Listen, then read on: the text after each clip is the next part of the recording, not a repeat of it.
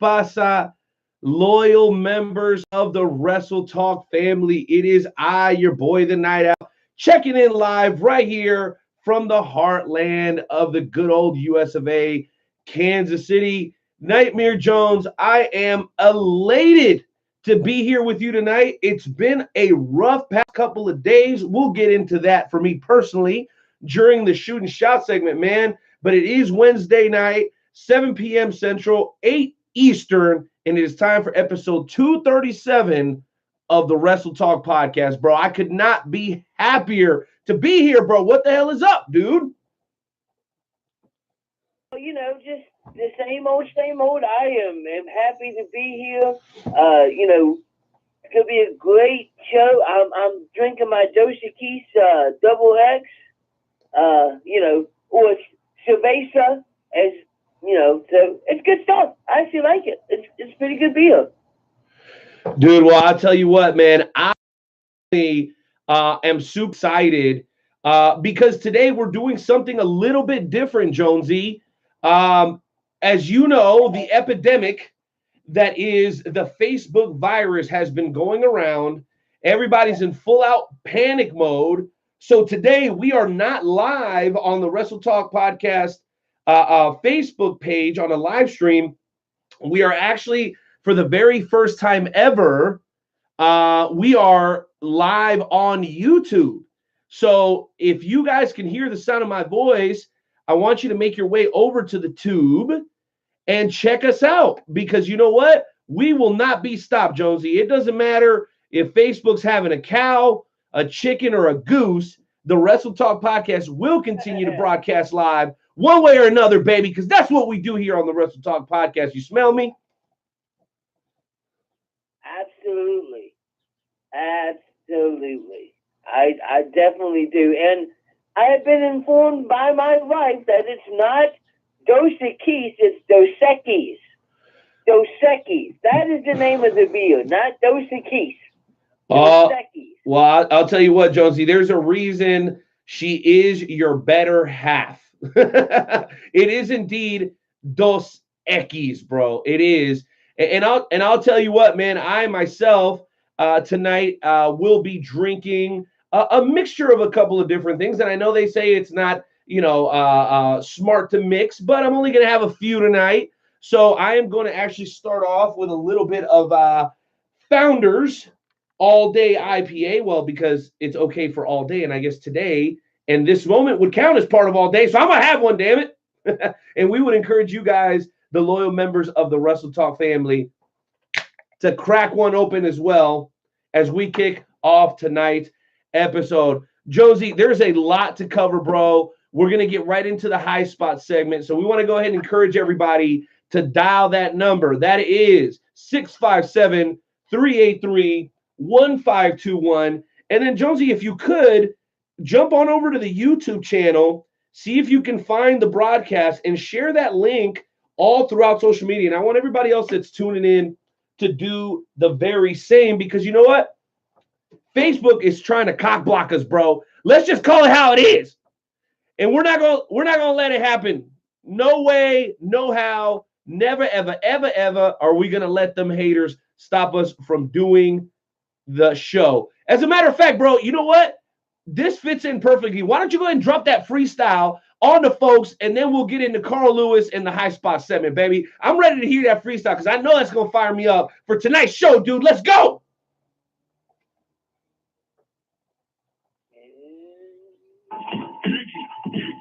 Yo, what up? Night Out. Nightmare Jones. What up, Wrestle Talk fam? Do it for y'all. Check me out. Kick in the door, waving the 4-4. Even them haters can't hate us no more. To unlock your door, cause we got some more. Every Wednesday we here, keeping it raw. Night Out, Nightmare Jones, and all the best guests. Like a double barrel pointed right at your chest. Wrestle Talk Podcast.com. Smashing and killing it like a night at a Woo! Man, every time I hear that, I love it more. Jonesy, you love the freestyle or what, bro? I know you dug it the first time. I think it sounded even better the second time. Oh, yeah, absolutely. It is. You did amazing job. Well, 100%. Amazing stuff. You inspired me, bro. You inspired me to do it, man, because of your love and passion for pro wrestling and the Wrestle Talk podcast, man. So let's just say it was a collaboration, bro. You inspired me, and I dropped the bars. Does that sound good? That sounds good. Awesome, dude. Well, you know what time it is, man. It is the time of the show where we briefly pause and ask everybody to please remove their caps, place their hands over their hearts as we pay homage to the greatest country on God's green earth, and that's America, damn it.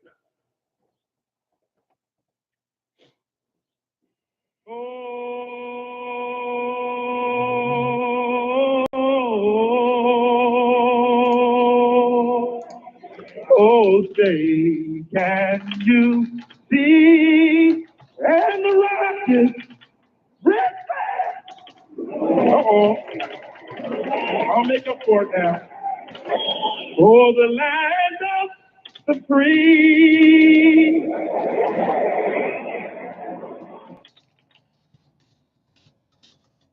Brings a tear to my eye every single time, man. Every single time. Indeed. Jonesy, I know we got a lot to cover during tonight's edition of the High Spot segment, but before we get there, dude, bro, this upcoming Saturday, KCXW is going to be absolutely off the chain. Unleashed is going down. I got the card a little bit earlier from the powers that be. I want to get into that here in just a little bit. I want to encourage you guys, no matter where you are and when you're listening to this episode, make sure that you always look to support not only WWE, not only AEW, not only New Japan, Ring of Honor, WOW, or whatnot, but also your local independent promotion, because a lot of the guys and girls, let AJ Styles tell it in that promo against Randy Orton on Tuesday night, a lot of the guys in the locker room, it started in the bingo halls in high school gyms, so don't sleep on independent wrestling. That said, Jonesy, enter Timmy, cue up the music, because it is time to get into tonight's edition of the High Spot segment. Earth Ring, we have now taken over your radio.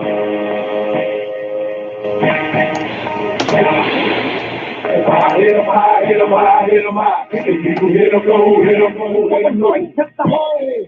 The fight got no game. I'm breaking your hot frame, coming through like a train. Gonna take over the whole world is my goal. With my unstoppable speed.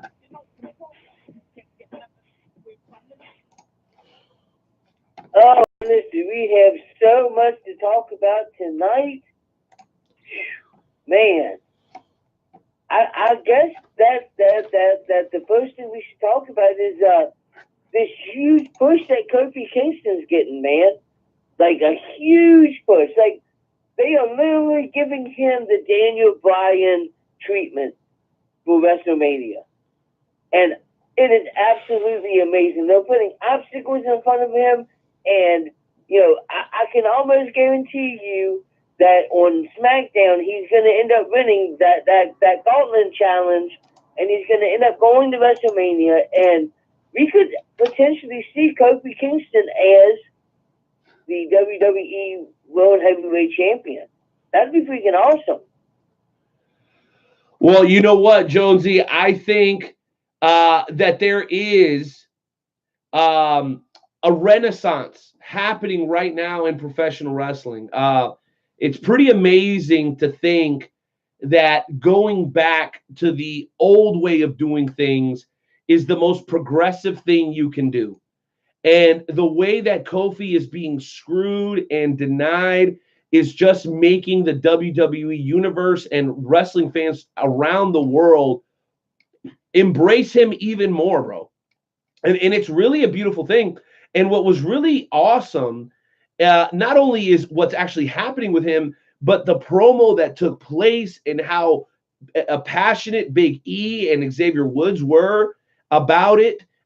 They're just continuing to do things to up the level of realism, and that's exciting, because like we've been talking about for weeks and weeks now, Jonesy. The fans are becoming more educated. They're becoming more mature, and in some cases, they're becoming a little bit older. And you can't just keep retreading the same bubblegum Mickey Mouse stuff that you've been doing. It has to feel real at some point so that people will truly become emotionally invested. And guess what? They're doing it, bro. And for the first time in a long time, they're not standing in the way. They're just letting the superstars such as Becky Lynch and Kofi Kingston, who have both been on the roster for an extended period of time, genuinely get themselves over, bro.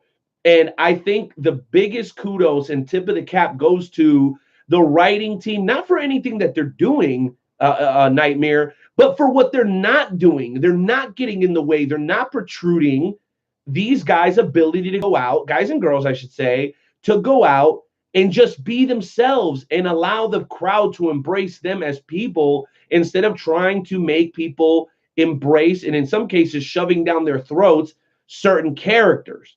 I mean, just look at the turnaround. 6 months ago, Nightmare, where were we with Roman Reigns? Pre his announcement. Same stuff, different day. And now the guy's quite possibly the most popular guy outside of Kofi Kingston in the WWE. And I think, again, tip of the cap and huge kudos to the folks in charge for allowing that to happen. Absolutely, 100%, 100%. And the best thing about it is if you go to the Facebook wrestling pages, there are people there that are blowing their minds. Vince McMahon, this is why I don't watch WWE. Forget Vince McMahon. He's a racist. And it's like, this is what they want. Everybody's talking about it. That's exactly why they're doing what they are doing. And I hate to say it, but there are some wrestling fans that they don't get it.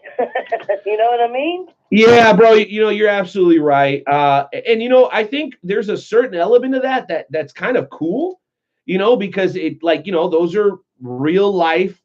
And I hate to use this word because it's going to sound derogatory, but those are real life marks, dude. These guys and girls are literally canceling their WWE subscription, canceling their Wrestle Crate or whatnot, punching holes in their mom's, in their mom's basement wall. And why is it? It's because the WWE is allowing the real personalities to come through, bro. They're letting the characters not be characters. Now, of course, they're working within, a silo in a way of the universe, and there's certain things that they have to do, and that includes Ronda Rousey, which we'll get into that, I'm sure, at some point here in a minute. But dude, I am thoroughly enjoying it, and I hope that they continue, and I hope nothing happens that would stop them or make them want to slow down from continuing to do it. Because honestly, even some of the superstars that would be, your nightly get up and refill your popcorn bucket, moment, like Randy Orton, even guys like that have become creative and interesting again because of what they're being allowed to do.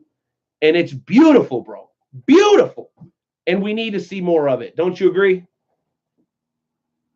Oh, absolutely, 100%. We definitely need to see more of it, and it's just, and it's not just in WWE where there's all kinds of awesome things going on, but it's also in independent wrestling shows. Like this coming Saturday, I have a show in Altoona. I'm going to be Phoenix Pro. It's the fan appreciation show. All of the matches were picked by the fans. We're going to have a casket match. We're going to have a falls count anywhere for the women's championship. It's going to be absolutely freaking crazy. And Ace Austin's going to be there, so that's going to be pretty awesome as well. And you went to a wrestling show recently this past weekend, and your son got to do a once in a lifetime opportunity. He got to be on video with Adam Cole, baby. Why don't you tell us about that experience for that? I know you don't like to brag about your experiences, but can you tell us about that experience. Well, I will. And you know what? As I do that, I want to thank the folks that have found their way over to the YouTube channel for this broadcast. I tried to share this link on Facebook, but as you guys know, things over in the Facebook verse are not going well right now. So those of you who are here, please do me a favor, send it in any private chats, any wrestling groups that you might be in on Facebook where you're allowed to post. We want to get the word out about today's show. Just because we can't use our typical platform doesn't mean that we are going to stop getting it, baby, because that's what we're going to continue to do here on episode 237 of the Wrestle Talk podcast with Joe and Renee. So please share. We would greatly, greatly appreciate it. Now, as far as my experience this past weekend, you know, the meeting Adam Cole and getting to do the Adam Cole baby was almost the coolest part of the night. I was surprised, and I'll get back to that here in just a moment. I was surprised and taken aback by Nick Aldis. Seeing him in person genuinely makes me want to say, why don't I know more about the NWA? Okay? Not only was it because of his physique, because the guy looks like he's chiseled from stone, his manager, Camille, is stunning. And here's the kicker, Billy Corrigan of the Smashing Pumpkins, also owner of the NWA, was in the building, as was the owner of World League Wrestling, Harley Race. And you know what that says to me, Jonesy? That says to me that these are owners that are committed to their product, okay? Much like our boys over at Journey, our boys over at KCX, our boys over at MEW, EPPW, the owners are there because they care, and they're not just handing the baton off to somebody else to handle it, okay? And you've noticed that the biggest swing in WWE, to go back to that, was when the McMahons are like, you know what? We're doing away with the general managers, and we're coming back to run the show. And you know what? When it's something like professional wrestling, those people need to be there. And the fact that not only did Nick Aldis show up and have a tremendous match with Leland Race, I hope that comes out on video soon. My man Dylan Hiley will be doing the commentary. Shout out to my boy Dylan. You guys need to see it. It was an absolutely incredible show. And you know what the cherry on top was? Because I thought, hey, we get to meet Adam Cole, and then the cherry on top is this amazing wrestling show. But, bro, it was the other way around. We got to see Alpha Omega. We got to see High Level Enterprise go against each other in John Webb's potentially his last match. Lucy Mendez, Stacey O'Brien. And the list just goes on and on. I mean, Espinoza was in action, and 2.0 captured the light heavyweight championship. Bro, it was amazing, and I do wish that level can be attained by some of the other promotions in the area, because there was legitimately over 500 people at this event, dude. And yes, a lot of it had to do with Ryback being there. A lot of it had to do with Nick Aldis being there, Harley Race being there, and of course, Adam Cole being there. But trust me, when people were walking out of that building, they weren't talking about meeting Adam Cole and Ryback, bro. They were talking about the matches and how amazing they were. And I want to make sure that I share that with everybody, because just like we let off the show, Jonesy, independent wrestling is where it's at, guys. If you're watching the show, you love wrestling, and you haven't been to an indie show, what's wrong with you? What is wrong with you? $10. Come on, man. It's not that difficult. So all that being said, I'll go ahead and tell you the Adam Cole story, all right? So we show up. There's already a pretty decent line because of the amazing community that we have here on the Wrestle Talk podcast. I arrived. There were some friends already towards the front of the line, and they were like, yo, come on. You guys join us. So basically, we ended up waiting outside about 5 minutes versus your typical 45 to an hour-long wait is how long the late wait was in line. So shout out to Debbie and shout out to Tim for hooking us up and being able to save our place in line. So we get inside. It's a little hot when we get in there, but it's okay because your dumbass homeboy is wearing cowboy boots, jeans, and a freaking suit jacket. Leave it to me, right? I don't know what the hell I'm thinking half the time. So we get in there, bro, and we say hi, we pay for our tickets, and then immediately Damien locks eyes with Adam Cole, and he is losing his mind. And Damien is my 9-year-old son, aka Fury. And he's like, let's go, let's go. And the whole time he's like, I got a plan, I got a plan. I said, what's your plan? He's like, look, he's like, we're gonna kidnap Adam Cole. I'm like, we're gonna kidnap Adam Cole. I'm like, hey, why not? Let's give it a try. But that's how excited he is, right?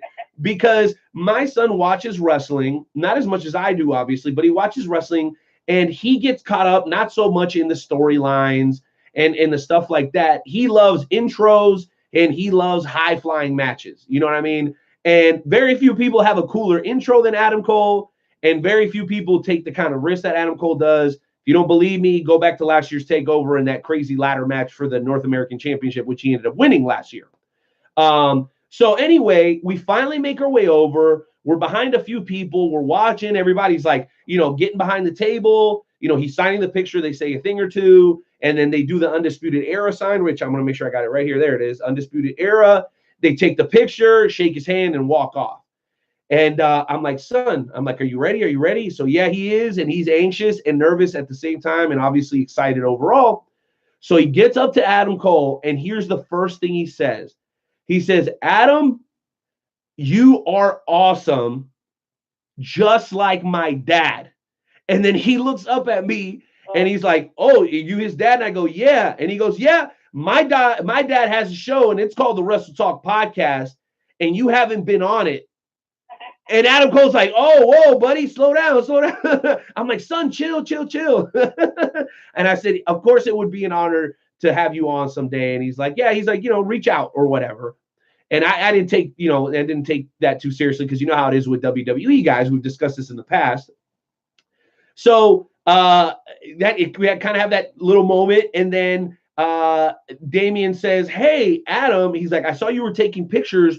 Would you mind doing the Adam Cole baby with me? Which at this point he had not done with anybody as far as I know. Okay.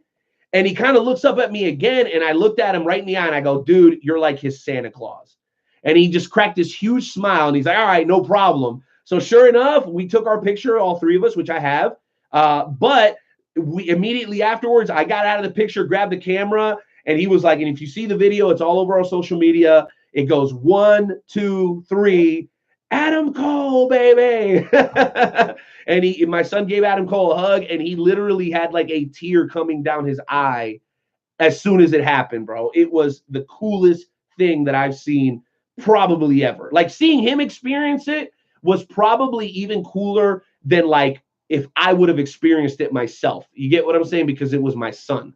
So that's kind of the story of hanging out and meeting Adam Cole. And no, we did not kidnap Adam Cole, though we wanted to. But there were quite a few girls that were standing in our way, as you can imagine. So, yeah, we didn't get away with it. But we did get 2 signed autograph pictures by Adam Cole, one written out to Fury and another one written out to the Night Owl, man. It was freaking incredible. So huge shout out to the folks over at World League Wrestling for allowing fans like us to get to meet guys that we're huge fans of. And in some cases, for us, it's our Santa Claus. Like Fury, right? That's his Santa. So that's the story of us meeting Adam Cole, dude. It was absolutely fantastic. Absolutely. It sounds like it. I have met Adam Cole before he was at a wrestling show in my area. This was way before he was in TNA, and I mean not TNA, Ring of Honor and all that. But it was still awesome seeing Adam Cole. So yeah, absolutely.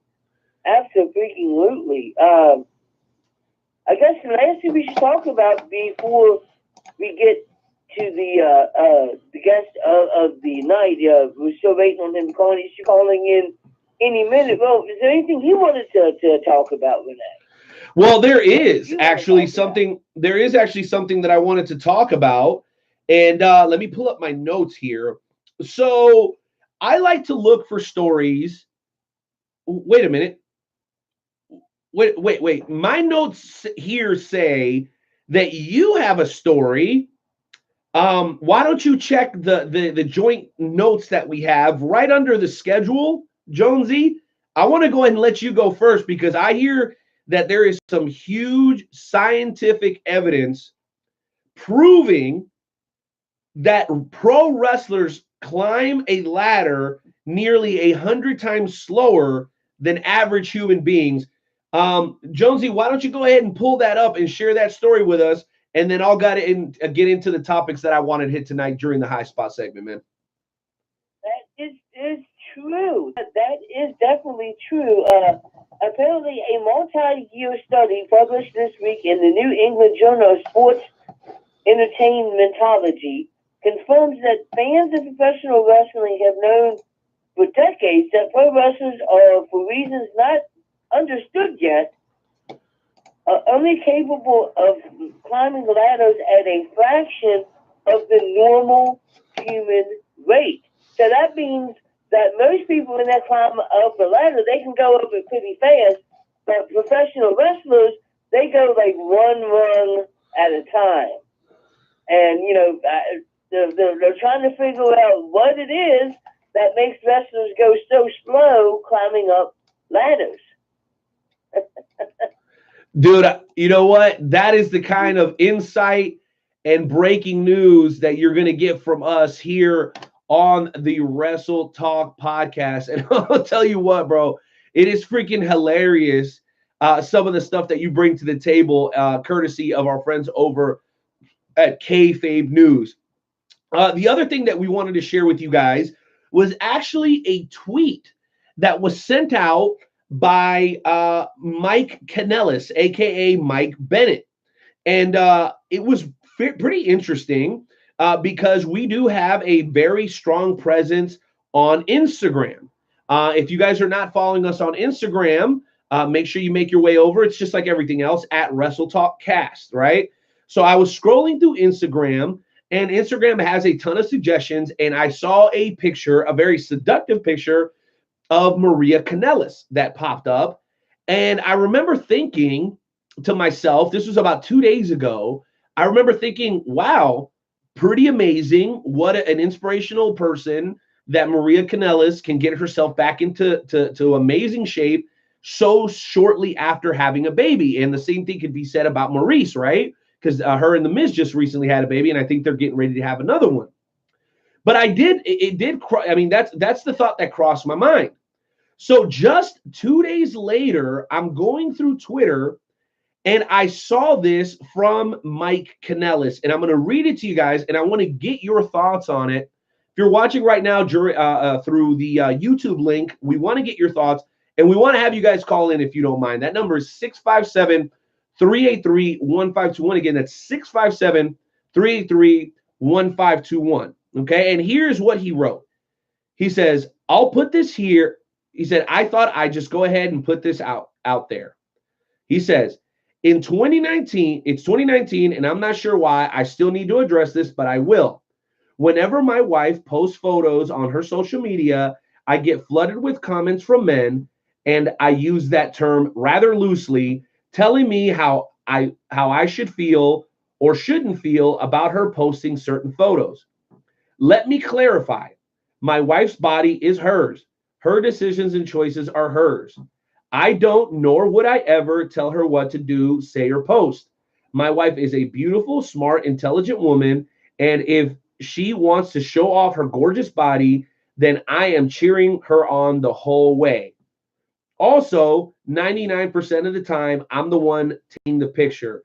So please stop trying to tell me how I should feel or should not feel. Boom! My man, Mike Kanellis. Jonesy, an interesting topic for sure, because we know sex sells, it always has. I got to know, bro, what are your thoughts on that? Oh, absolutely. I mean, if that's what his wife wants to do, then by all means, and he doesn't seem to have a issue with it because he's the one taking the pictures. So I don't have a issue with it myself. That's just me. Well, you know what, bro? It's pretty amazing to have that kind of a perspective. And he's absolutely right. Me as a married man, you as a married man, I think we're both very protective of our women, as we should be. But at the same time, they are their own people. Okay. And so these women have every single right to do what they want to do, especially in the case of a person like Maria Kanellis, who is still an active wrestler who is trying to promote herself and her brand. So the provocative pictures have always kind of been part of her gimmick. I remember seeing a clip from New Japan where she was up on the ring apron and she was doing kind of the seductive dance, and then Gallows and Anderson and AJ Styles were kind of getting sucked in by it all. And then I think they ended up getting hit by, I forgot who they were fighting, and then they lost the match. But that's kind of Maria Kanellis's gimmick. And the fact that people would say, well, Mike Kanellis, shame on you for letting her, use her sexuality to her advantage. Well, I think it's just a little absurd. Okay. It's not like she's posting pictures butt naked. It's not like she's underage. Okay. And the fact of the matter is that as provocative as the pictures are, her husband seems to think it's okay. And you know what? God bless that man. He's probably even more mature than I am, because I know at least initially I would have some reservations, but at the same time, I think that's because of a lack of trust. You know what I mean? And we should have that kind of trust in a relationship, especially if she's in the business to try to attract attention to herself and her brand. So kudos to Mike Kanellis for handling that like a true gentleman. I do wish, like my man Camaro Jackson said on Twitter a little bit ago, sometimes I just wish wrestlers, people that are not wrestlers, would stop trying to give advice to guys that are, and how they should feel and what they should do. Sometimes it's better to just sit back and enjoy the action and not always try to micromanage other people's lives. I think just a general true statement, Jonesy. What do you think? Absolutely, 100%. But guess what, Renee? What's up, bro? It's time for our first guest. Woo! That's excellent, bro. Joey Perfect on the line, sir. We have Joey Perfect on the line. So, ladies and gentlemen, let me go ahead and introduce this gentleman. I have known Joey Perfect for quite some time now. We worked together in Phoenix Pro and Eclipse, and he's a amazing guy. You know, he works out. He keeps himself in shape. The man is absolutely amazing. Let's go ahead and bring on my friend Joey Perfect.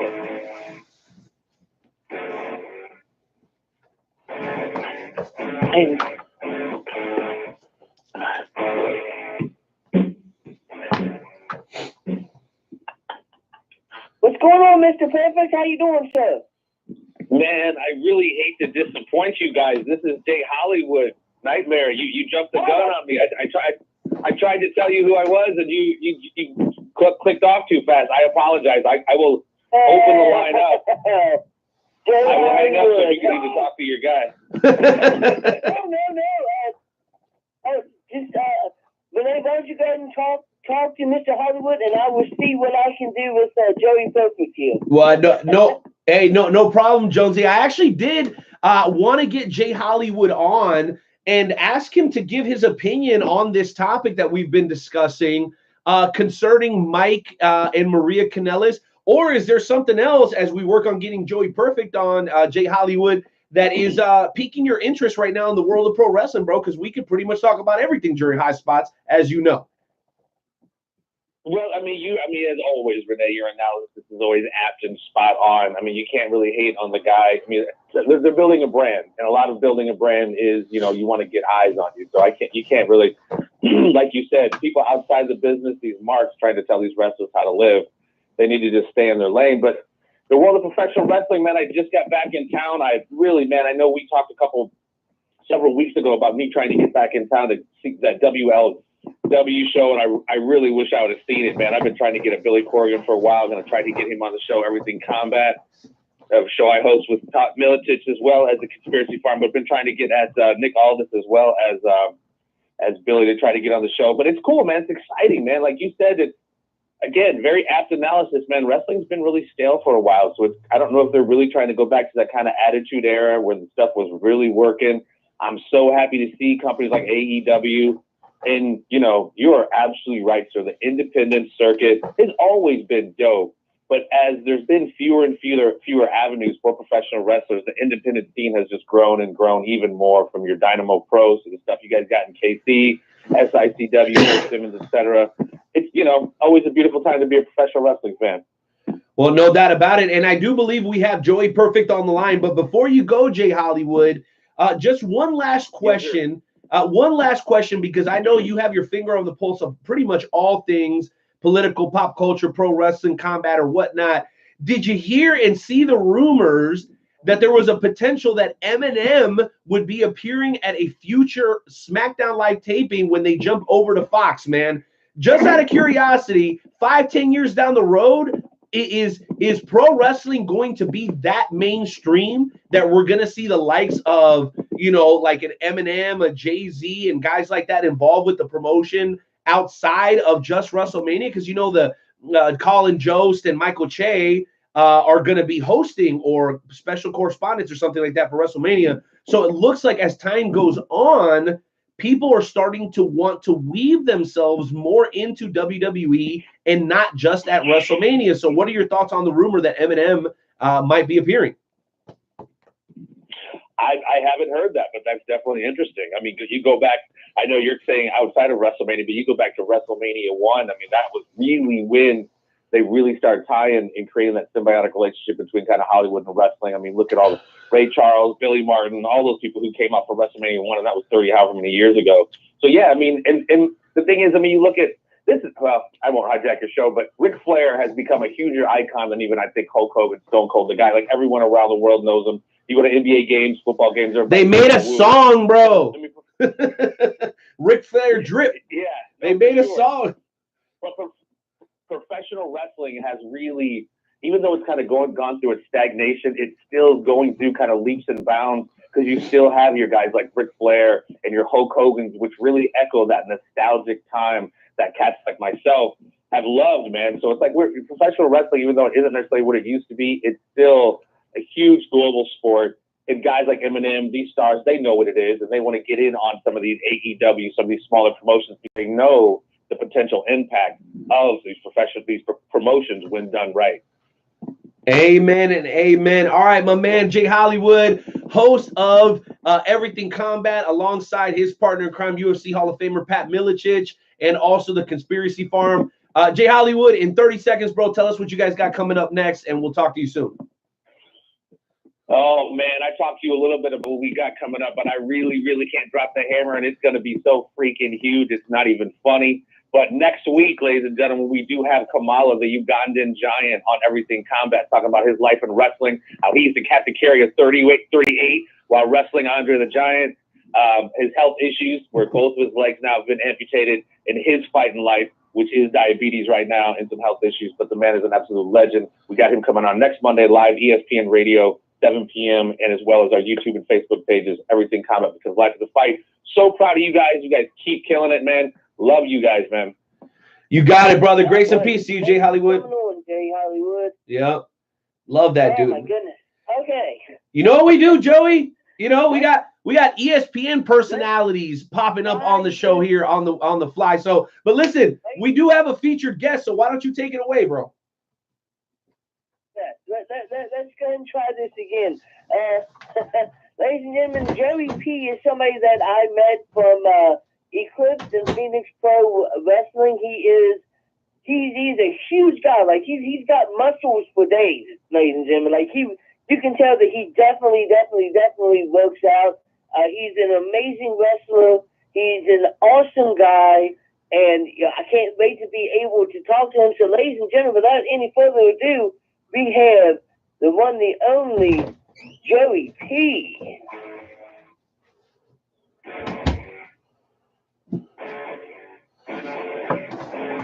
Hey, what's up? How's it going? What up, Joey? What's going on, Joey Perfect? How you doing? Oh, what's up, man?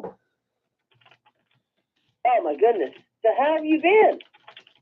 Oh, not too bad, man. Prepping, getting ready for that show up at Phoenix this weekend. That's right. You do have a show with I am going to allow Renee to talk to you about the group dishonor because that's something he's always talking about. He's like, Joe, what's this dishonor group? What's this dishonor group? So I'm going to leave all the dishonor questions for Renee, but I want to know is what made Joey Perfect want to be a professional wrestler? Like the old cliche and everything. I watched wrestling as a kid. Then I guess what do they call it? I guess maybe right before the Bronze era. Hulk Hogan, Ultimate Warrior, Jake the Snake. And it got kind of stale for me a little after the Attitude Era. I got interested in girls, got away from it, and then I always kept tabs on it, but I didn't watch it faithfully that much.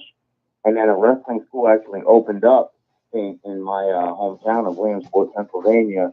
A guy I went to school with opened it up, and I saw there's a perfect opportunity. Pardon the pun. Nice. Absolutely. You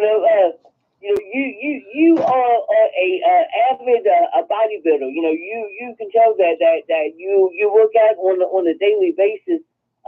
Since you became a professional wrestler, has your workout training increased, or has you pretty much just continued to do exactly what you were doing? Yeah, I continue to do what I've been doing. I kind of got in tune with it. It slows down when I got a lot of bookings on account of, you know what I mean, I'm traveling. So for the most part, I can stick to the same stuff. I work more now on things that will help me in the ring rather than just things that I like to do. Oh, absolutely. Absolutely. There is definitely nothing wrong with that. You were trained by a couple of people. You were trained by Buzz Bloodsaw, the Cash Masters, and Jason Furious. Can you tell us about training with those gentlemen? Training with Buzz was brutal. it was basically I would get in the ring and for 3.5 hours he would just put 2 holds on me and beat the crap out of me. Just to, teach me what I was in store for. The Cash Masters were more laid back.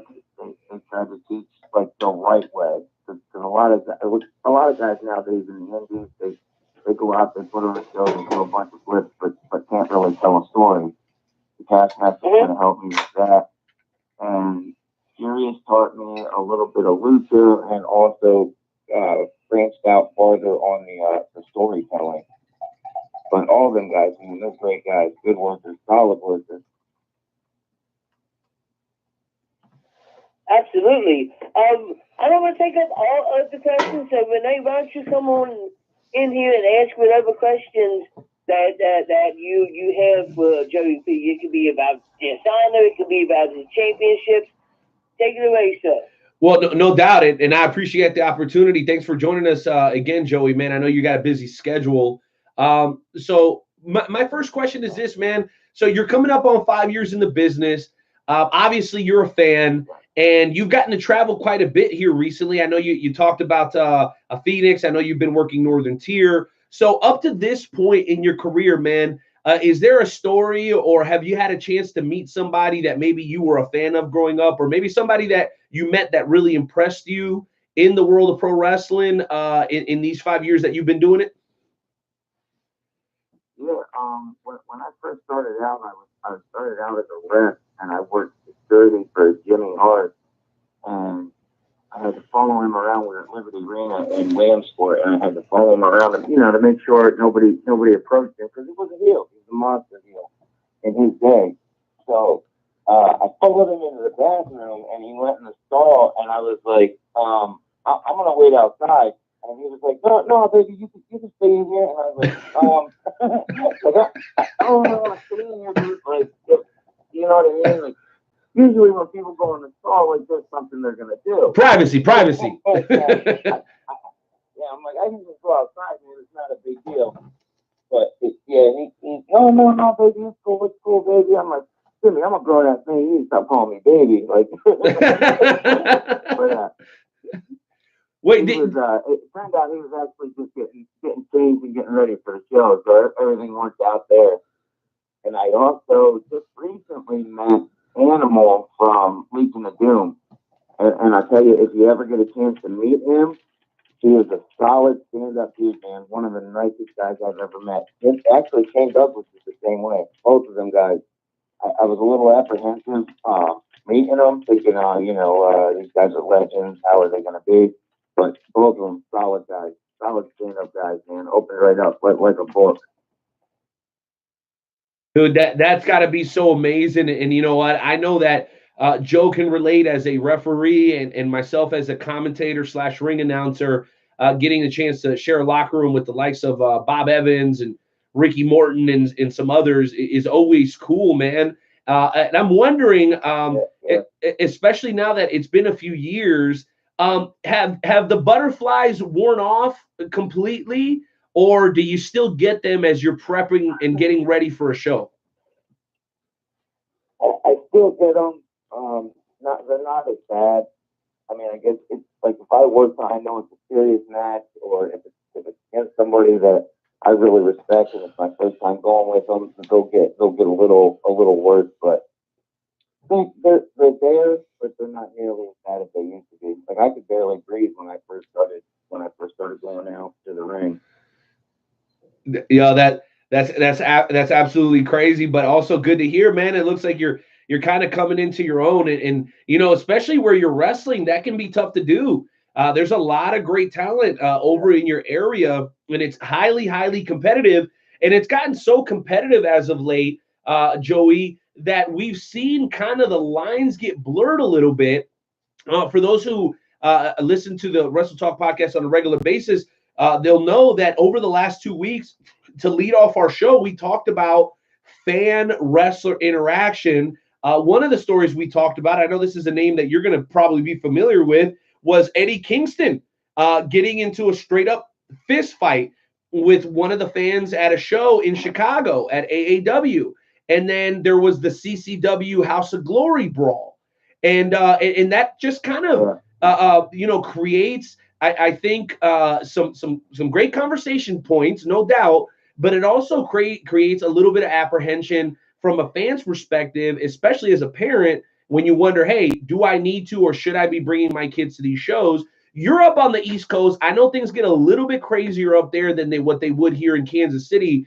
Can you talk to us about your experience with the fans, and have you at this point run into maybe any, let's just say, distasteful fans in the crowd that maybe if you had an opportunity, you might catch them outside after the show, or has it all been good up to this point?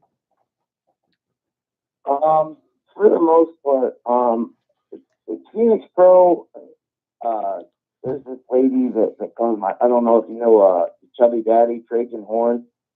He's a good dude. He's a real good dude. And she calls him some slurs, I guess sexual slurs, homosexual or homophobic slurs. And she calls him some names, which just kind of, it's like, but what do? You know what I mean? It's a fan. Like, at the end of the day, they paid money to be here. You know what I mean? So a lot of guys, at least the guys that I run with, they're like, you paid your money to be here, so whatever. I mean, a lot of them, if you would put their hands on them, they'd probably stomp a mud hole in you. But right, for the most part, you got to kind of keep that in perspective. Like, what's really going to come? At least for me, like, what's going to come from it if I beat this guy up? I do have one that was about 3 matches in, and my dad, we call him Pops, is my manager, and the Cash Masters beat my dad up. After the match, me and my tag partner at the time, Jack Storm, got handcuffed to the ropes, and my dad came in to help us out, and they actually curb stomped him. Sean Andrews grabbed my dad while he was on the ground, like Clay Thrasher getting a curb stomp off the top. And I got drug out because, you know, we had just gotten the crap kicked out of us. And I hear a commotion, and here I turn around, and there's this guy rushed in the ring. And I'm like, who the hell, where's security? Like, how is this guy getting in? Because I also dabble in running the promotion. So I'm like, oh my God. I'm like, you know, I'm selling to the back, but at the same time, this is my promotion. Like, Right. or what am I supposed to do? I turn around, it's my Uncle Rick, man. Nobody messes with family. Wow. That's awesome. Yeah, my Uncle Rick tried to get in the ring and fight the Cash Masters. That was pretty wild. Like, so most of the issues as far as at our company was usually my family not smartened up at all. Well, you know what, we have a drop, Joey, that pretty much summarizes how your uncle felt when he seen your pop getting beat up, and I think you'll appreciate it. Here it goes. It's time to do whatever the hell you want. Let's get it on, old man. old school Mills Lane, baby. Oh, absolutely. Well, actually, when the Cash Masters were leaving that show, this almost slipped my mind. A guy punched Clay, I believe, in the stomach while he was walking by. Like, full on, gave him a shot in the stomach. And we had to rush out there and break it up. And we brought the guy in the back. And Ray was, you know, flipping out because the guy laid into him. You know what I mean? He punched the crap out of him, and he's like flipping out. And we're trying to tell this guy, like, listen, man, like, you got to calm down. Like, you can't be attacking our wrestlers. Like, this, you know, there's a certain place you can go. Like, he legit wanted to fight him. The guy that I run the promotion with ended up giving him free tickets to calm him down because he wasn't going to leave. He said, I'm not leaving until you bring him out here. I'm like, I want to fight them. You need to bring them out here. And yeah, it was wild. We had to tell him, like, listen, man, if you calm down and promise to calm down and just leave, we'll give you tickets. And he ended up being cool with him. We ended up actually not even giving him the tickets because he got on Facebook saying that at the next show, if the Cash Masters were going to be there, he was going to take care of them. Oh, gosh. They had to revoke his tickets. Yeah, he never ended up coming back. Well, you know what? That passion, though, you know, I think it all kind of ties together, man, with the passion of pro wrestling fans that we're seeing today. And of course, the lines get blurred and things get a little dangerous sometimes, man. But at the same time, you got to love those fans that are heckling you, giving you a hard time all the way through the show. Because nothing's worse than running a match and it's completely quiet. You know what I mean? So there's definitely a fine line there. Oh yeah. When you do that, you pull up a room and it's just crickets. It's like, oh my God, what do we do? It's like, there was a place out in New Kensington, and it was a small crowd, and they were kind of loud, like at least in the beginning. But it was like as soon as the bell rang, man, I wrestled MD Young out there, and I suplexed him actually outside the ring on the concrete, and nothing, man, no pop whatsoever. They just looked at us like we were like we had knitting a scarf or something. It was wild. You guys might as well have been playing tiddlywinks. You know what I mean? Like, what the hell? Right. Well, it's you know, oh, go ahead. Finish your thought. Go ahead. Sorry. So I'm like, I just slammed this guy on concrete, man, and it's nothing. Like it's almost to the point, like, oh, why'd I do that? You know what I mean? Like we honestly thought that was going to get top of the night, and nothing. So it's like, oh man. Nothing. Well, it's a rough call sometimes. I know it can be like that. It just depends on the crowd, and you never know, man. Same group of people, different night, you could have a totally different reaction. And speaking of reaction, you've gotten quite a bit of a reaction or heat or whatever you want to call it recently on social media. And I know my man Nightmare Jones alluded to it a little bit earlier, but you recently decided to join up with Dishonor. I know there are a lot of questions revolving around your involvement with Dishonor and why you decided to become a part or join in with those guys. Man, can you kind of give us some details here as to kind of what went behind the process of making that decision and what you expect to happen in the future now that you're apart? Well, being Joey P, the Prince of Purchase, this honor came to me with a money amount, an offer I couldn't refuse, and Sherrod thought that he was slick, making little comments when I tried to team with him under his breath. He was making little comments, thinking I didn't hear him. So they offered me a healthy sum of money, and I took it. And the plan is to basically take over Phoenix and make more money. and I think we got a group of guys that shouldn't have any problem doing it. I'm actually going to teach Rod a lesson this Saturday. I'm in a tag match, me and Manic, with him and Travis Ford. Hey, we've had Travis on the show, former member of the Wrestle Talk, current member of the Wrestle Talk family. Shout out to Travis. Yeah. I mean, all good dudes, all real good dudes. But of course, we're gonna win. Because we are. Duh. Otherwise, what are we going out there for? Amen. Well, I'm really excited about that, bro. And I'll tell you what, I want to go ahead and pass you back over to my man, Nightmare Jones. But I'll tell you what, Joey, every time I talk to Joe, I'm out here in Kansas City. Obviously, he's out there, in the Eastern Panhandle, West Virginia, Pennsylvania, Maryland, and all that. When I make my way out there, man, I definitely want to come and see what you bring to the table. I know you're still honing your craft, but you're very, very good. And obviously, you look the part, man. And that's a huge kudos and tip of the hat to you for keeping yourself in shape.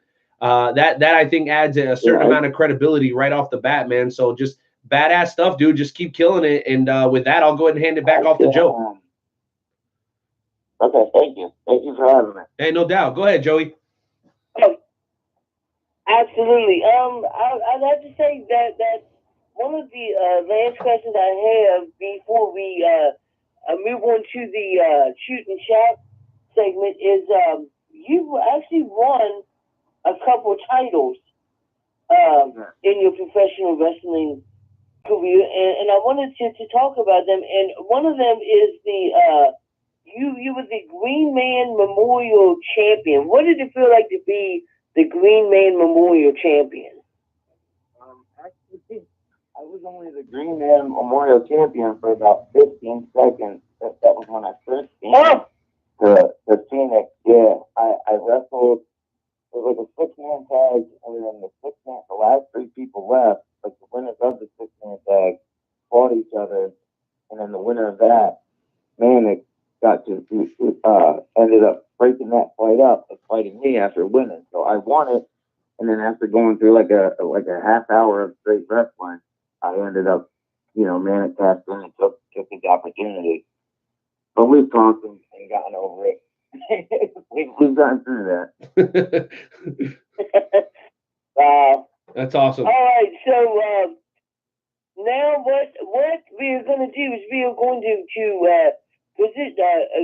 transition over to our shoot and shout segment, where this gives you the opportunity to get like 30 seconds to let everybody know what is exactly is basically pissing you off recently. It could be professional wrestling, it could be, maybe the bag of chips that you got from the grocery store had, 90% ale in it, which that always makes me mad. So, but what we are going to do is we're going to do the shoot and shout segment. After we play this short song, we will get into the shoot and shout segment. So give us 1 second. It's just one of those days where you don't want to wake up. Everybody sucks. You don't why, but you want to justify. It's no one at all. You don't make contact. And if you interact, your life is on contract. All right, Renee, who's going to go first? I'll go first. You or Mr. Joey Perfect? I would be more than happy to go first. Okay? Listen, this may be the most undebated and surefire shoot and shout of all time. And here it is. Facebook, F you, dude. You are killing my shit tonight, you piece of crap. Listen, here's the deal, okay? We are on blogtalkradio.com/Wrestle Talk Podcast. That's where you can hear us all across the globe on replay. As a matter of fact, you can even hear us live. But our Facebook followers are so loyal that we usually pack this sucker and make the server crash. But guess what? Today, they're not giving us the option of using Facebook because apparently Facebook has AIDS. So, for whatever reason, we have had to make the jump over to YouTube. And guess what? I'm liking it. So, Facebook, I'm not saying we're done. I'm not saying that we can't be friends anymore. But what I'm saying is, I'm sick of your bullshit. And guess what? My stream hasn't cut off once tonight. So I'm done with you. I'm sick of it. You are the richest, most popular. I heard a statistic last night. There's 360 billion people on Facebook, and y'all can't get your damn internet connection right. I mean, what the hell, bro? Get out of here, man. Next time I see you, you know what's about to happen to the Facebook? Here it goes.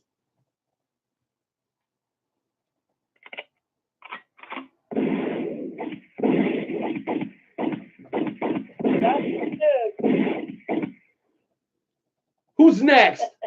Joey P, you want to go, sir? Yeah, I'll go. Man, how do I follow that? I'm tired. Facebook, you have been warned. I guess I'll shoot on a little bit. What bothers me now? I know I'm not the most talented indie wrestler on the market. I'm not the worst. I'm not the best. But what kind of irks me is all these guys that are out here wrestling that are like 100 pounds, soaking wet, and pulling stuff off and getting over on people, to where a big guy like me or a bigger guy like me has to work twice as hard to do stuff to make it more believable, because you got these little guys doing half or like double. You know what I mean? Like, these little guys are doing stuff. It's kind of taken away from what the big guy does, and the lack of selling. Both of those things are irking me in indie wrestling right now. I mean, I know kayfabe's dead, but like, come on, man. Come on, man. Something. If we're not doing it, if we're looking like the average Joe out here doing it every day, then why are people going to want to watch it? They see some little guy that weighs 100 pounds out there beating the crap out of a guy that's twice the size of me, and they're sitting there like, man, I could beat that guy. How am I going to believe that he's a badass? Right? You know, I work 2 jobs. Got him! I work 2 jobs. Got him! I work. Well said, Joey. Well said. Go ahead and finish. I work 2 jobs. I'm a dad. You know, my first job is like 60 hours a week. My other one is 25, 30 hours a week, depending. And I'm a full-time dad, and I still find time to make it to the gym. Plus, he's good enough to get me to where I'm at. It's not really hard to hit the gym. Just hit the gym, man. Come on. This is something you love, and you're just out there doing, you're not perfecting the craft. Our artwork is selling our body. So why not try to make your body the best it possibly can be? And granted, I'm not the best it can possibly be, but I'm also 230 pounds. So, you know, that hurts me a little bit. Now, you know what? There you go. 100% facts. Jonesy, why don't you close us out tonight, man, with your shooting shot for the evening? Absolutely, no problem. Okay, my shooting shot is pretty simple. When those in the FWWC, the Fantasy Wrestling Worldwide chapter, don't seem to want to acknowledge that Nightmare Jones is the FWWC Intercontinental Champion. I'm walking around with the belt, so obviously I won the Intercontinental Championship in the FWWC, but there's people that don't want to acknowledge that Nightmare Jones is the Fantasy Wrestling, the FWWC Intercontinental Champion. I've even had to go and hire my own ring announcer, because the ring announcers don't even want to acknowledge Nightmare Jones as the FWWC Intercontinental Champion. Man, fucking bullshit. That's the price is right, man. You got to help to fix that. There you definitely you definitely need a little help, that's for sure. Well, Joey Perfect, that is the perfect way to close out your very first visit to the Wrestle Talk podcast, man. 2 bits of business before you go. Number 1, promise us you won't be a stranger here on the Wrestle Talk podcast, and simultaneously we welcome you as the newest. Oh, that's great to hear, man. We welcome you as the newest member of the Wrestle Talk family. And last but not least, man, tell people where you can see you in action next and how to follow you on social media, please. Joe, I'm on social media, all platforms.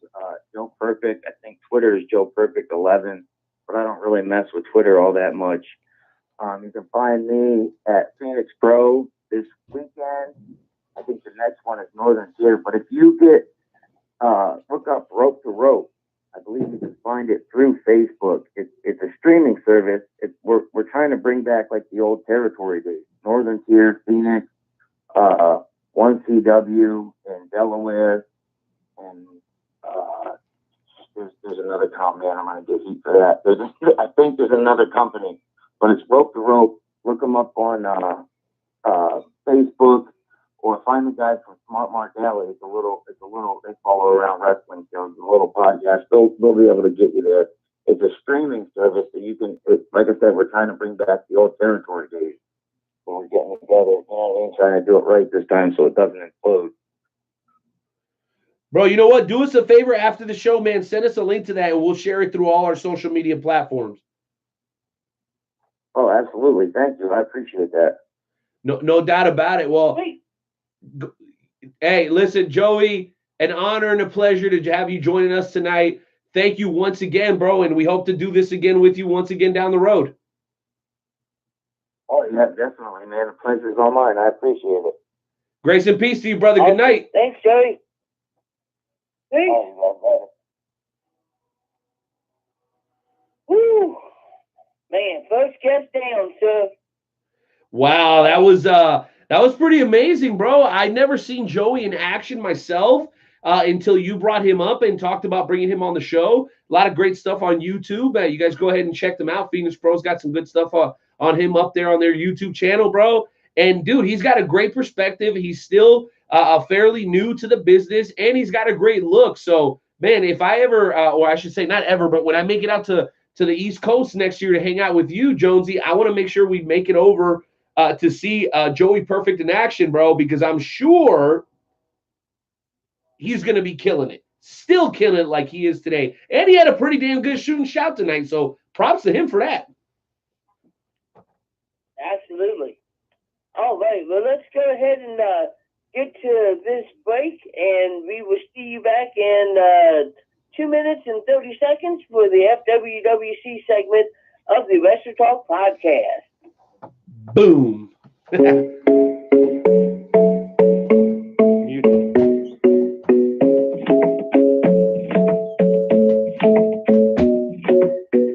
in love with the shape of you. I'm in love with the things you do. I'm in love with the way you move. I'm in love with the shape of you. I'm in love with the shape of you. I'm in love with the things you do. I'm in love with the way you move. I'm in love with the shape of you. Look at me trying to set this shit. Mercury Stomp Down Killers. That Sharon remix. Let's go. I said, hold up for a minute. I said, hold up for a minute. What up, YouTube? Listen, just real quick, I know we're on break or whatever. I just wanted to thank you guys for being here. I don't know if we're going to switch to this permanently. Obviously, this whole thing with Facebook is kind of a big deal. That's where we would usually be. If you guys like it, let me know. Go ahead and let us know in the comments section. Please go ahead and click share on this and spread it to your friends, your family, anybody who's a wrestling fan. To this point, I can tell you guys what, I really, really like it. Because it's not interrupting, it's not lagging. I can read all the comments. It's more stable. I really, really enjoy it. We just need more support for the Facebook, not for the Facebook, for the YouTube page. So I would love to see you guys subscribe and share and encourage other people to subscribe If we can do that and we can break 50 by the end of the week, then we'll start doing possibly both on Facebook Live and YouTube. So hopefully you guys dig it, and we'll continue to support, man. We're coming back off break in about a minute and 30 seconds, and we're getting into the world's premier fantasy wrestling promotion. So go ahead and do the thing and dial the number, guys. The number is 657-383-1521. That's right. That's again 657-383-1521.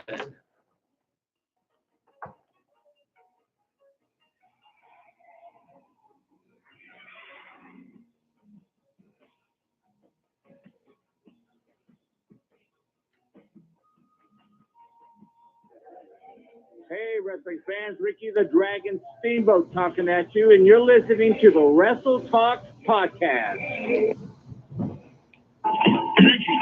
Yo, what up? Night Out. Woo! Nightmare Jones.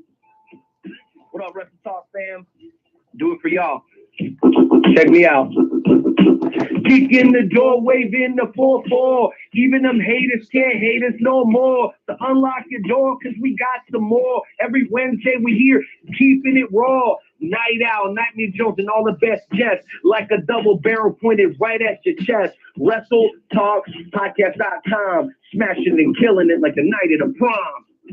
Woo! Ladies and gentlemen, boys and girls of all ages, I proudly present to you your FWWC Intercontinental Champion, Nightmare Jones.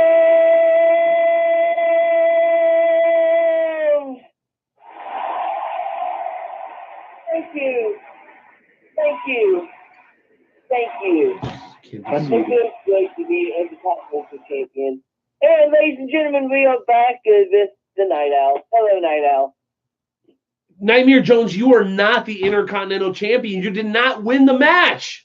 I most certainly am. If I'm not mistaken, my hand was raised as well as the bishop's, and I've got the Intercontinental Champion right there. The Intercontinental Championship is right there. I am looking at it. I am having my guest ring announcer polish that championship up because I'm trying to get all of the filth from the former Intercontinental Champions that have been on that belt.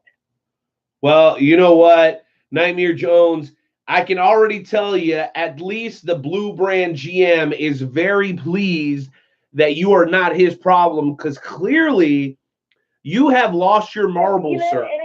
You lost your marbles. And here's the funny thing about that. And then I would go ahead and drop these subjects, and we'll get into to these callers. If the Blue Brand general manager is so concerned with what we're doing on the Red Brand, then I guess that we're doing a good job. He's not concerned. He's just sharing his opinion. If I'm not mistaken, what are you talking about? If I'm not mistaken, on Monday and Tuesday, we had championship matches. What championship matches did they have on Blue Brand on Monday and Tuesday? Exactly. But let's go ahead and get into some of these callers, because we don't want it to be the Nightmare Jones show, but we could definitely do that. But then everybody starts getting upset and they start crying and boo-hoo-hooing and all this other stuff. So who do we got calling to? Who do we have coming on next? Well, you know, if you're going to confiscate the show, you might as well at least read the note. Up next, ladies and gentlemen, is a man that has every right to make the same proclamation as you, Jonesy, a.k.a. Nightmare Jones. All right, and we do have a couple other people on hold, and we are going to make an effort to get through every single one of you guys. So when the screener gets to you, make sure you're ready to go, okay? But we're going to bring on a man who competed against you, Nightmare Jones, and who is actually carrying himself with a little bit of dignity and class like he always does. Ladies and gentlemen, help me welcome to the show a man that has yet to lose his freaking mind like Nightmare Jones. That's right, ladies and gentlemen, Devontae D, the Bishop. Brother Night Owl, how you doing this evening? I am doing great. I am doing fine because I'm sipping on some nice cold wine. What is going on, Devontae D? What's on your mind tonight, broski? Not too much or nothing, man. You know, I'm so sorry that you have to sit there and listen to Pugsley Adams run his mouth. You see, he is even more delusional than usual. Now, Nightmare, I don't know what the problem is. You're either A, stoned out of your mind, you're either B, touched in the head, or you're either C, just plain crazy.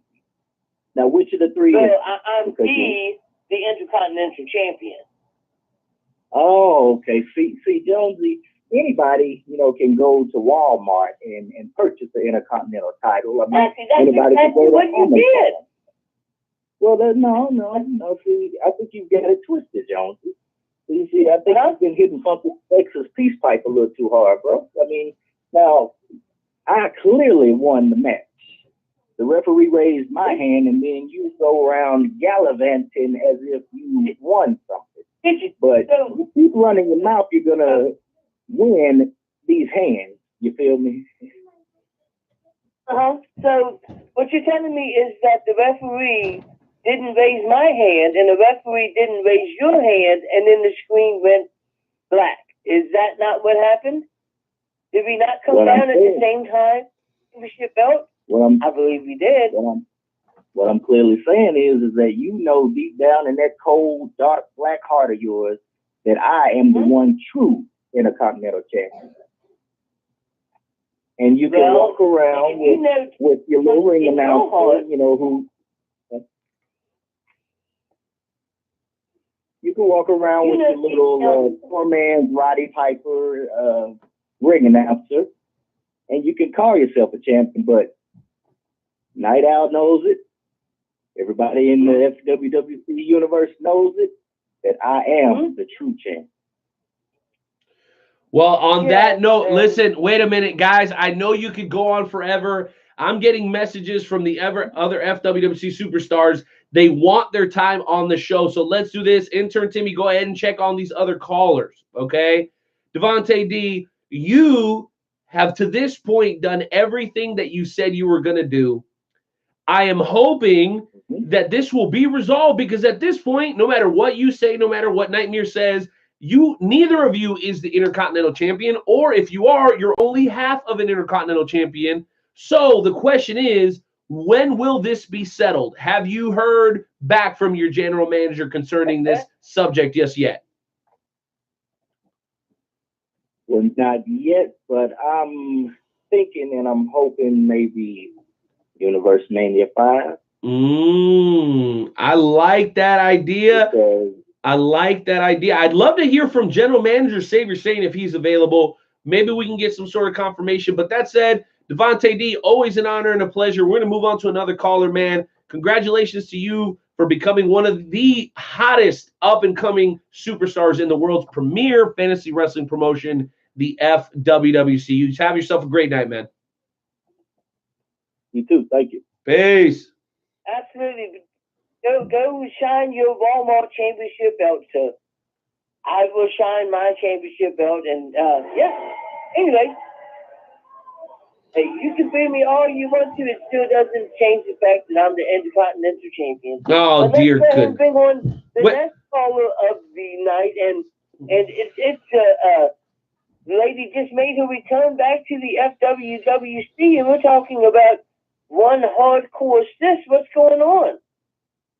Hey, good evening, and how are you this evening?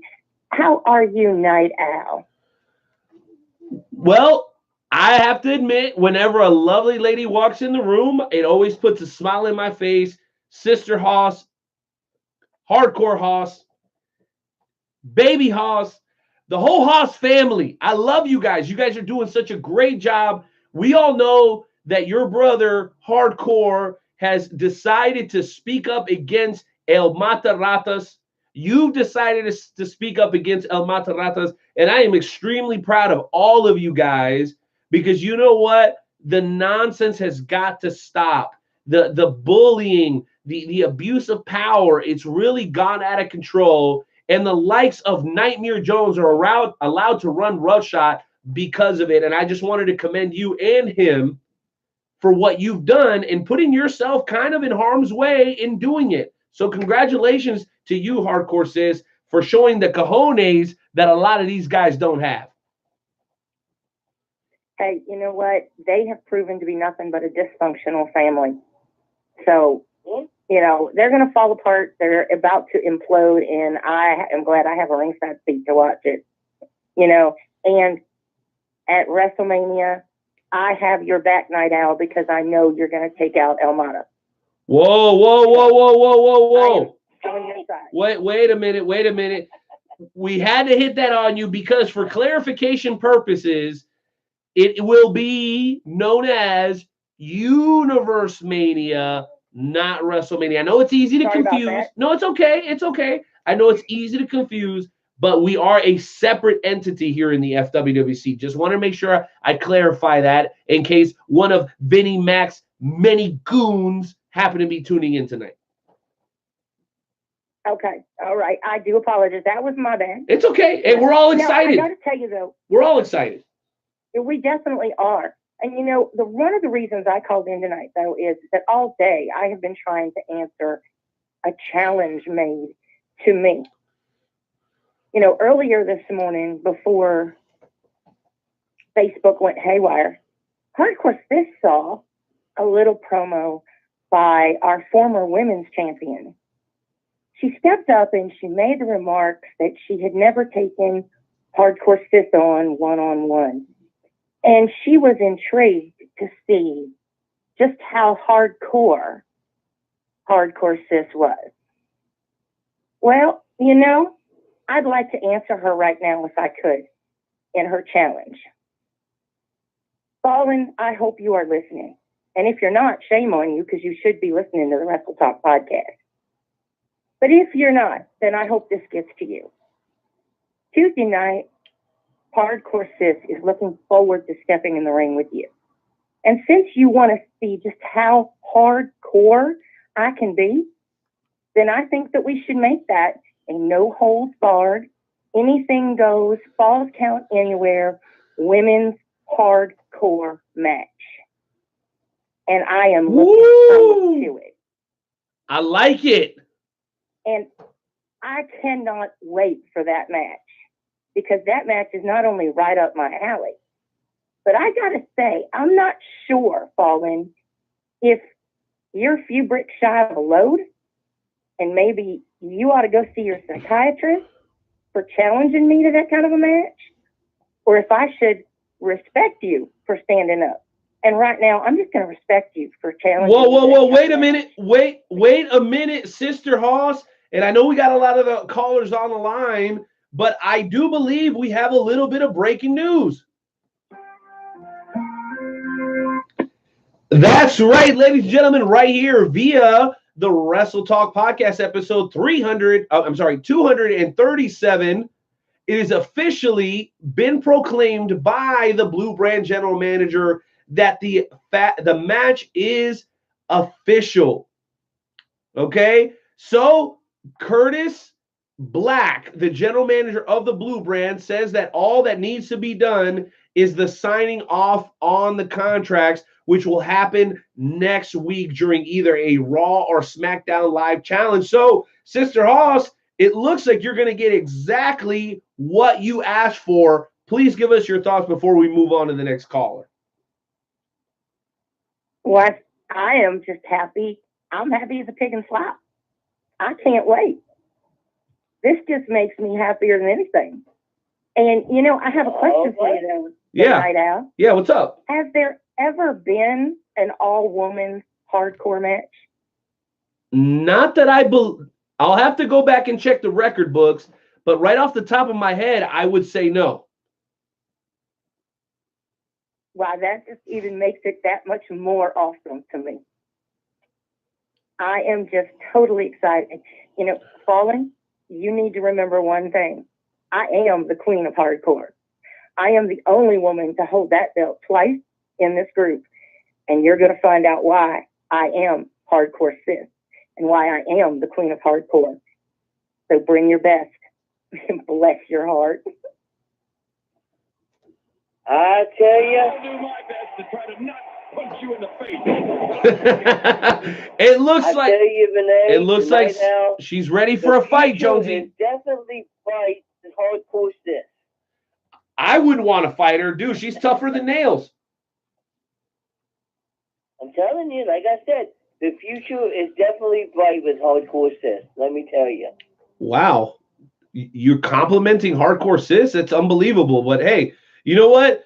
There is always an opportunity to turn over a new leaf, and we're happy to hear it, Nightmare Jones, though I'm quite surprised. Well, listen, we do have one more caller on the line. Oddly enough, I was told that we are not allowed to know who it is before this individual comes on. Honestly, I'm a little concerned. But let's just go ahead and take a chance and bring this individual on, number ending in 7791. Ladies and gentlemen, welcome our final guest during the FWWC segment to the show tonight. Caller, you are live with the Night Owl Board of Directors and La Familia's very own Nightmare Jones. I know that. Hello, Night Owl. How are you doing, Night Owl? Well, Cairo. Cairo, I want to be honest with you. I was doing a little bit better before I was stuck on the line with two La Familia members. I mean, I just got to be 100% honest about that. Well, no one expected you to be unbiased against La Familia. You've hated us from day one. It sounds like you might be a little bit scared about your match against El Mata at Universe Mania 5. Just be glad you won't be in the ring with me. Well, I will admit I'm not known for being a fighter. I am a businessman, a professional, and a family man. But there are you should know when to watch your mouth, Night Owl.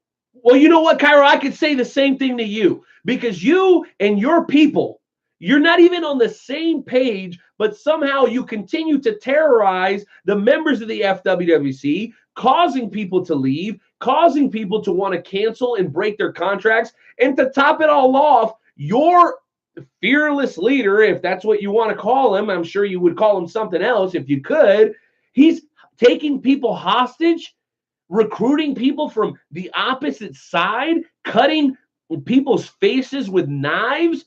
I mean, this isn't professional wrestling. This is straight up embarrassing. And it's like something out of the show Narcos or something, man. I don't know what the hell is going on with La Familia these days, but I can tell you what, it's definitely not going to be tolerated beyond Universe Mania 5. You've never known what's going on with La Familia, and we're going to keep it that way. Two things I want to remind you of, Night Owl. The first thing, watch your tone when you speak with me. Wait a minute. This is my show. You don't tell me how to talk to people. Realize you are in the presence of danger. This is my show. I don't care who the hell you are or who your boss is, boy. You are speaking to me as if you do not realize you are in the presence of danger. Watch your tone, sir. Not scared of you. Nightmare Jones, it's been a pleasure. I wish I could say the same. Actually, I don't wish I could say the same for the Night Owl. Good luck at your match. You're going to need it.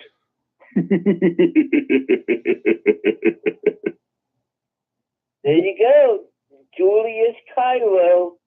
Well, I'm sure you're quite impressed and happy to have heard from Julius Cairo. I personally could have done without it. And you know what? The guy may have a cool voice, but as far as what's going on in his noggin, it's like two marbles knocking around inside a freaking, 5-gallon barrel. But that's neither here nor there, ladies and gentlemen. Whatever, Jonesy. That brings us to the conclusion of tonight's edition of the FWWC segment. And I'll tell you something, man. Universe Mania 5 is shaping up to be the biggest event of the year. That's right. The Wrestle Talk podcast, the Fantasy Wrestling Worldwide chapter and esports come together for the premier wrestling watch party in the Midwest. That's right. April 7th, starting at 3 p.m. We're going to start off by having a 20 2K19, I should say, tag team tournament at esports. Each team enters for $30. We're going to do a total of 6 teams, and the winner is going to take home 70% of the pot. So we want to encourage you guys to contact us, okay, for more information on that. We're going to have local wrestlers. We're going to have specialty drinks. One of my favorites, the RKO, will be available for you guys at a discounted price. There will be food. There will be over 40 high-definition televisions. We're going to have PlayStation 4. We're going to have Xbox One. We're going to have some wonderful servers, some amazing hosts. We're going to be playing pool, and we're going to be enjoying the granddaddy of them all over at Esports in Shawnee, Kansas. So I want to encourage you guys to check us out at WrestleTalkPodcast.com for more information. Tickets are they're $7 at the door or pre-sale, but make sure you get them early because space is limited. And at this point, we have not even announced who is going to be joining us. We recently had Gil Rogers come in and sign autographs. And before that, we had Hollis Giroux and Jay Savage. And the list is going to continue to grow and get better and better and better. So again, I want to encourage everybody to keep an eye out for the advertisement post of Universe Mania 5. It is going to be absolutely huge. And the FWWC is going to play a huge part in that, Nightmare Jones. And I know you're going to be in town for that. So as much as I like to give you a hard time, I'm actually pretty happy that you're coming to town. Yes, sir. And I would definitely be bringing my championship belt with me. And yeah, so. No, don't do this. Oh, enough is enough. It's going to be a lot of fun, gentlemen. But now it is time for our second guest of the evening, the main event. You know, I asked this gentleman if he wanted to go first or second, and his response was, the guiding light does not go first. So the guiding light, Doug Rafferty, is ready for us. I must warn you, Renee, he likes to crack jokes. You may not like him very much because he definitely, you know, he says whatever he wants to. You should hear the way that he treats Hardcore Seth when she goes to his shows. Yeah. Well, let's go ahead and give it a whirl. I know we do have some appropriate intro music. So, ladies and gentlemen, welcome into the show for the very first time, a man that serves as an official, as a referee, and really whatever the hell he wants, the one, the only, Doug Rafferty.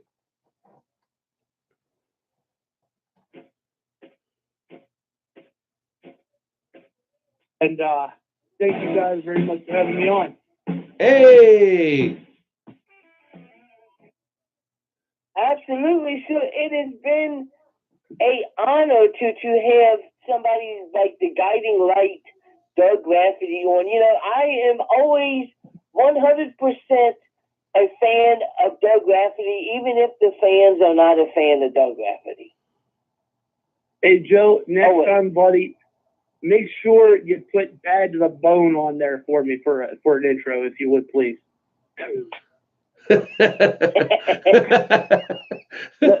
Love it. I'm just saying, that's what they give me in WDWA, so, you know, I am kind of Bad to the Bone, so, you know, hey. Absolutely. So now, you have been a referee for many, many years. I mean, you've been in the ring with some of the biggest names, you know, Shane Shadows, Bill Bain, the Stro, the Patriot. So what made you want to transition from being a referee to being a manager? My knees. I'll be honest with you, buddy. I'll be honest, my knees had a lot to play with it. I still do some wrestling here and there. Actually, I'll be wrestling a show in Shepherdstown, West Virginia this weekend.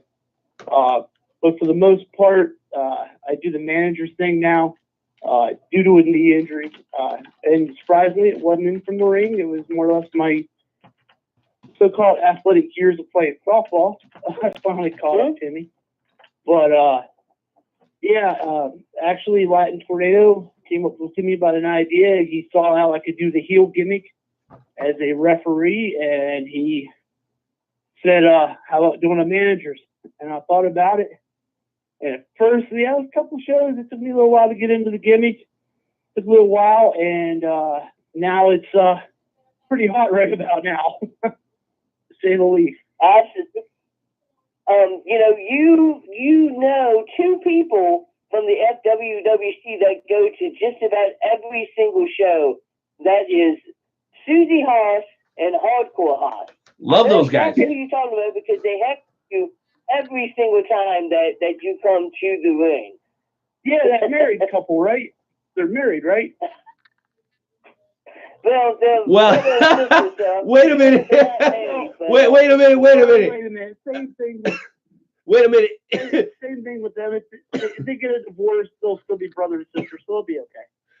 So. Yo, hey, wait. I'm laughing over here because you know what? It is West Virginia, so it is possible. No. Yeah, I mean, I live in Maryland. The West Virginia State song is it's the same. He's roasting your state, Josie. Stand up for yourself, bro. He can't. I know. Like I said, you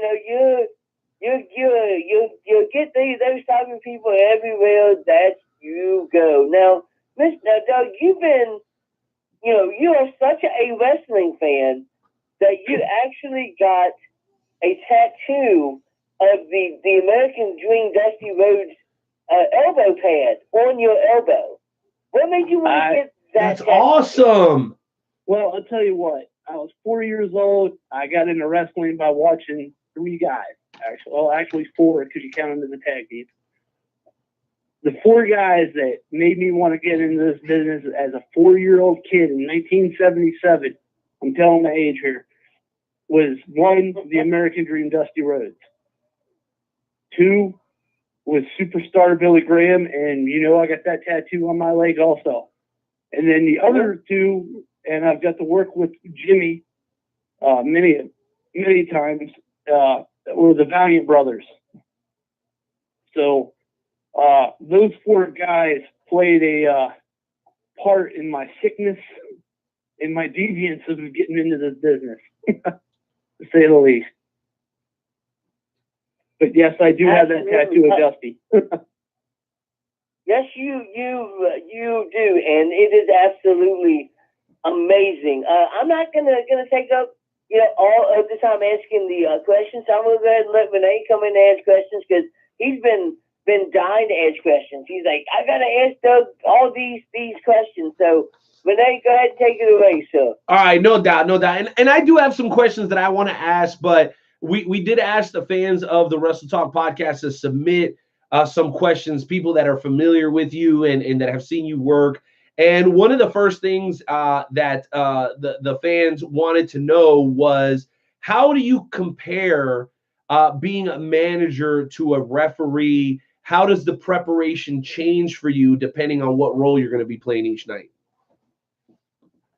Well, it's really weird, actually. I've done this manager's bit now for about 1.5 years now, and going into a referee's bit, I've got to make sure I have my cardio ready, and I do a lot of DDP yoga on a daily basis, actually. I'm a firm believer in that stuff. The manager's part, basically the getting it going is I have to get together, make sure I know what's going on, what I'm doing that night. And a lot of the manager's bit that I do is a lot ad lib. I mean, it's just kind of quick with it as I go. There's not a lot of preparation when it comes right down to it. Yeah, I react, basically. I react to the crowd. I react how they're acting that night. I also scout the crowd when they first come in. See who my, I guess you could say, victims are of the night. I guess that's a nice way to put it. Well, you know what? It's funny that you say that, because recently I went back and was doing a little bit of it's history because I'm still a relatively new wrestling fan. I call myself that. I don't claim to be any sort of expert. I think it's awesome that I get to do this show and talk to wrestlers from really throughout the world. But it reminds me of what I read about the origin of the word mark, right? Because we were talking about that earlier on in the show and things like that. And feel free to go back and listen if you'd like. But from what I understood, pro wrestling actually found its first breath in the circus, right? And so what they would do is they put these really big people, mainly guys, against each other as kind of a sideshow, kind of like the bearded lady or the fire breathing dude or whatever. They would have these wrestling matches, but what would happen was you would have a guy at the door who was taking the money signal or more or less put a mark on the back, like chalk or something, on somebody who walked up, opened up their wallet, and had a ton of cash to spend. Okay. So that way, the boys in the back would know exactly who to sell their merch to, who to play to, and maybe even who to rob after the show. I don't know. But it's so crazy that even today, guys such as yourself, Doug, are doing the same thing in a different way. You're going out, you're scouting, you're paying attention to the people that you need to play to, and that's what makes you so good at what you do. You're going to get a reaction whether you're out there as a referee or you're out there as a manager because you're scouting as they used to when wrestling originated. And I think it's very cool because as much as wrestling has changed, in a lot of ways it stayed the same. Wouldn't you agree with that? I agree. I'm very much an old school guy. I'm a firm believer, and I'll tell you this right now. I hate triple threat matches for titles. I hate fatal four ways for titles. I believe when a title goes on the line, it should be 1-on-1 or 2-on-2. None of this 3 teams, 3 guys stuff. I always hated that. And one thing I hated as a referee is reffing those type of matches. I'll be honest with you. As a ref, my favorite was a tag team match. And I'm a studier of the business and stuff. And that's what you have to do. You have to study the crowd. And I've gotten to the point now in WDWA, and Joe will tell you, all they have to do is announce my name, and that place is like booming like crazy. Nice. That is true. And yeah. And let me go ahead and add this. I have a Doug Rafferty story about him being a referee. He was a referee in a match, and there is a term when somebody gets knocked, when 2 wrestlers get knocked down and they're laying on the mat, the referee starts his count. It's called a double down. Usually you do it once. Well, Doug Rafferty was lucky enough to be in the match where they did it like 6 times. Oh my God. That's another thing that drove me nuts. And I know what match you're talking about, Joe. But about a certain guy in our area that everybody hates. When he came up with that match, I mean, there was 6 double knockdowns in that match. And I remember about the 5th time I went, okay, we'll knock down again. And that's basically how it did it. And I hate that. And I'll tell you another thing I like to do when it comes to matches. As a referee, and I know, Joe, you and I have talked about this. Some of the best places I love to work, and Joe, you worked up there with me, was at Big Bear Lake, not Big Bear, yeah, Big Bear, up in West Virginia there, for Shane at CPW. The first time I ever worked this style of match was with Shane Shadows and Bo James. Everything was called in the ring, everything from start to finish. I didn't know the ending. I didn't know what was going to happen. And as a referee, you have not lived until you've worked that type of match. You have not really refereed until you've worked that type of match. And when I referee, I much rather referee a match like that. And I'll tell you, I work those cards a lot up there, where I do all the matches. I don't know the endings until the end of the match. Let's put it that way, unless I'm involved. And I'd rather be that way. Well, Yeah, I'm totally different.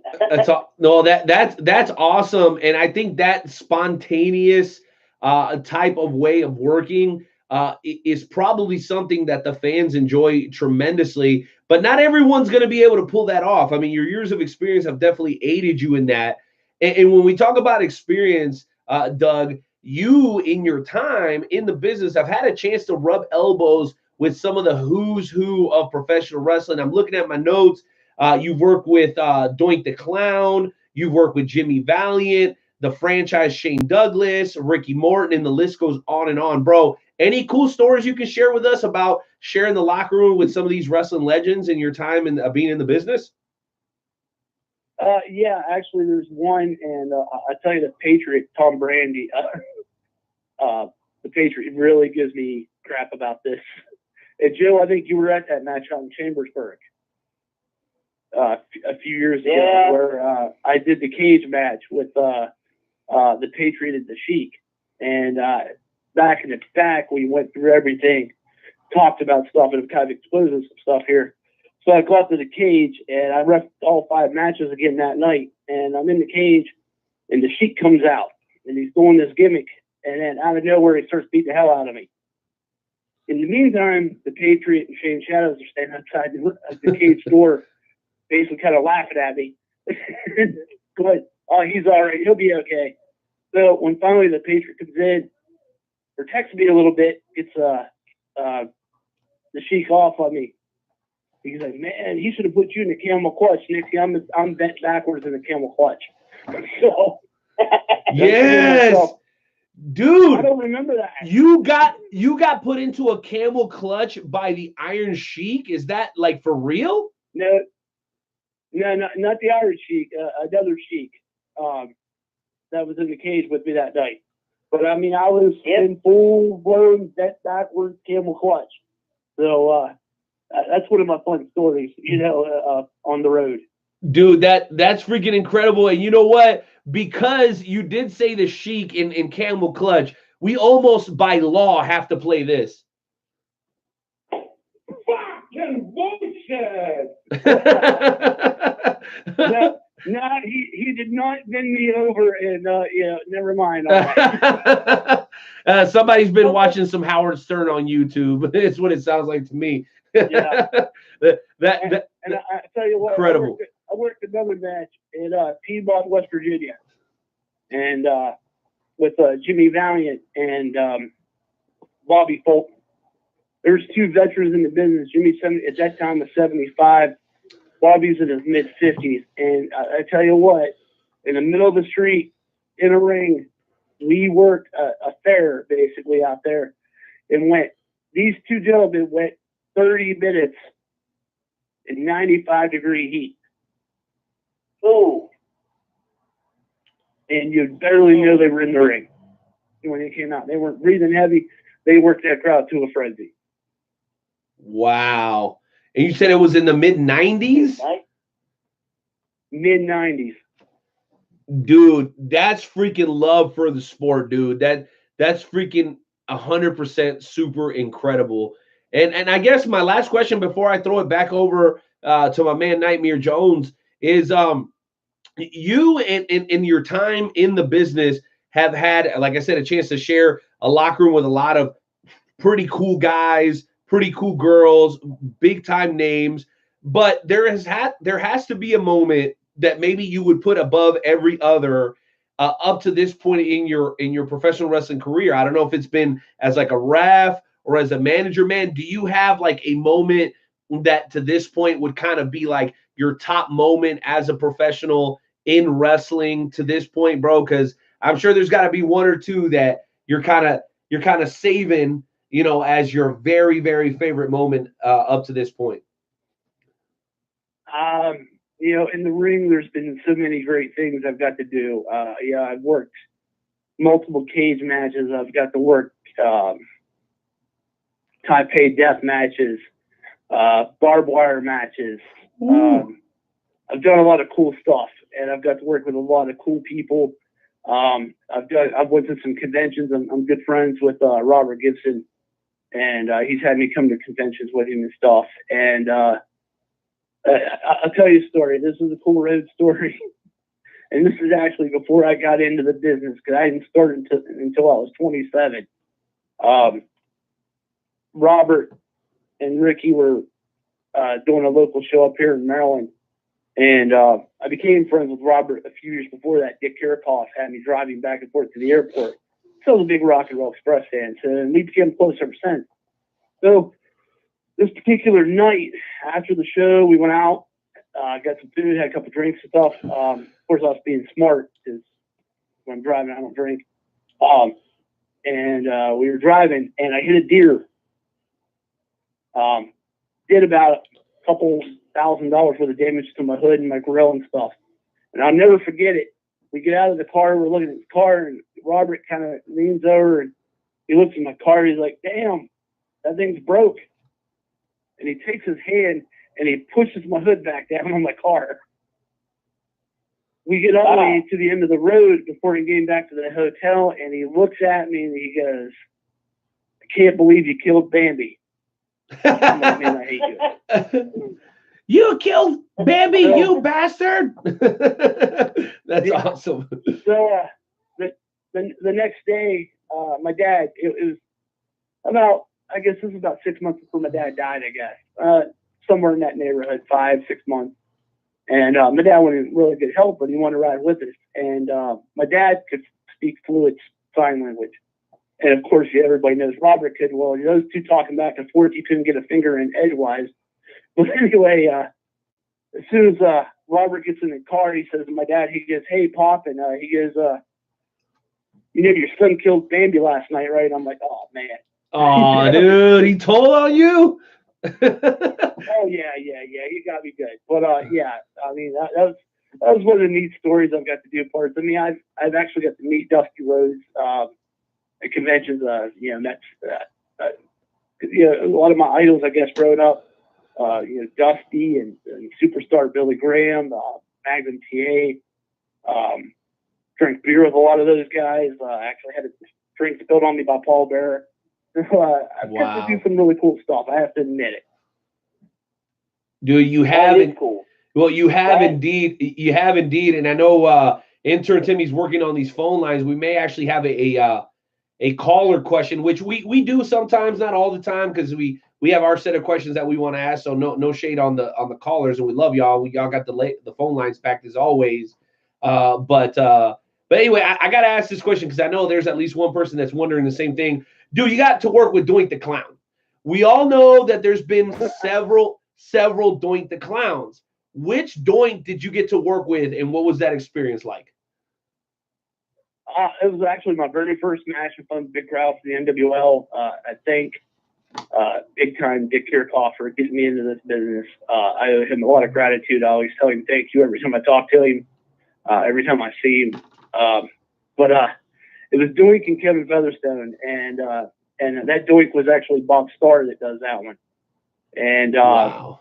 We're in front of 300 people, and of course you get goosed and you end up getting sprayed in the face full of silly string. So on your first night as on the main show or whatever, and it was quite an experience. Dude, I have my own cheering section out in the front yard, in the front row, so that kind of made it a lot easier. Instead of getting booed like I do now, they were cheering me because they were friends of mine. So yeah, church for booing too, but that is freaking incredible. Hey, Jonesy, why don't you jump back in here, man, as we get towards the end of the show and start getting ready for the Wrestle Talk Podcast Game Show Challenge. Absolutely. So, Doug, you and I both know that you have been referee for multiple insane Chucky Manson matches. And I would have to say that the crazy match that you have probably ever been, the funny thing about Chucky Manson is every match you know that he's going to bleed. But a lot of times he'll look at Doug and go, "Well, Doug, we're bumping the ref tonight." And Doug knew that he would have to bleed. Yeah. I love working with Chucky. He's like a brother to me. He kept me in the business when I thought I was going to get out of it after my house fire a few years ago, where my mom passed. And he really kept me into it. It talks with him, it talks with Dick, it talks with Shade. But yeah, usually Chucky would come up with an idea. He goes, "Doug, we got an idea for you," and my eyes go crossed, and that's what he says at least. And I go, "Okay," like an idiot. And then they tell me what's going on, and I'm finding I'm doing that out with LT a lot. And Joe, I'm that idiot that'll go, "Okay," no matter what. It don't matter to me. Yeah. I've gotten to that point with some stupidity on my part, but I love it. I do it all over again. And I remember laying there after I got bloodied. I'm laying there in the ring, and Chucky goes, "Are you all right?" And I go, "I feel like Buffalo Rolls, baby." Just laying there being stupid. I'd have to say that the craziest match that I have ever seen you referee was the Taipei death match.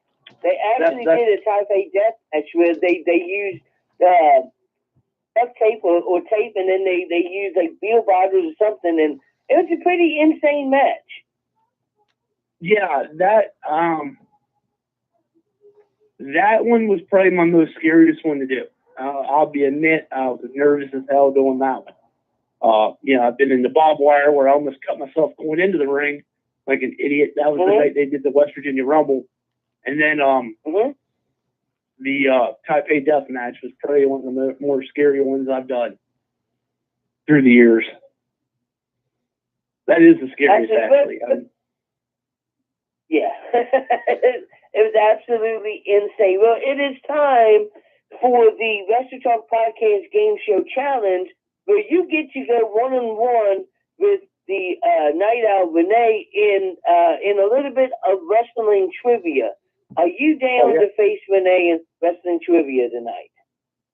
I will challenge. I will. You know me. I will do it.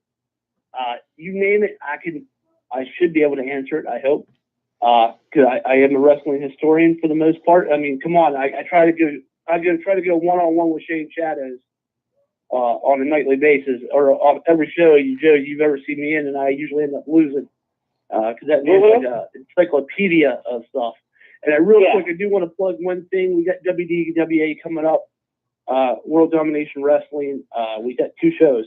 Unfortunately, I've been suspended for the one, I guess, because of my bad behavior. I think it's April 4th, the first Saturday at the 224 West King Street in Martinsburg, West Virginia. We just opened up a training center down there where I'll be helping out with the referees and the managers. And then, of course, we'll be back in Berkeley Springs the second week of April at our normal time, 6 o'clock. And also this weekend, I'll be in Shepherdstown for CPW with the Too Fine Chris Klein versus Bill Bain. And the Shane Shadows Open Challenge at the station in Shepherdstown. I'll be wrestling that night. And so there'll be the few next places I'll be at for the next couple weeks. And also our open house, March 23rd from 12 to 6 for WDWA. Once again, at the new training facility in Martinsburg. I'll be there probably after I get off work, somewhere time in there. But if not, I'll be there the whole day. So be sure to come on down and talk to me. I'll be sure to insult you, make fun of you. I don't know. Sounds like a good time. Absolutely. The money's the same whether you earn it or you scam it. So hey. It spends the same. I'll tell you guys. Well, Joe, real quick here. I know we got to jump into the game show challenge, but Doug, I got several requests right now for you to send us a picture of the Dusty Rhodes elbow tattoo.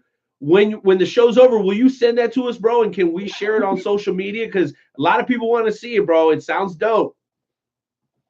Yeah, I do gotta get it touched up a little bit. Actually, if you go on my Facebook page, it's the same thing, Doug Rafferty. That my profile picture has that tattoo. I mean, I can send it to you, but it does have that tattooed elbow pad for you.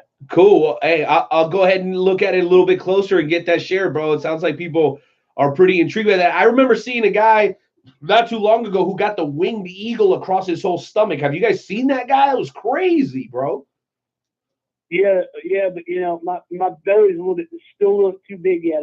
That's too much. That's gonna be too much territory for me. It won't fit. That's freaking awesome. Yeah, I pretty much fall into the same category. Well, I think it's that time. Jonesy, why don't you go ahead and take it away, man, so we can close out tonight's show.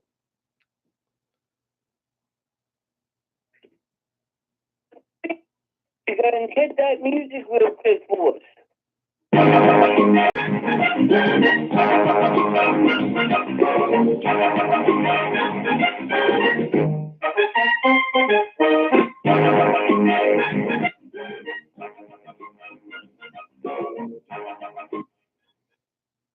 Joe, you really gotta stop watching.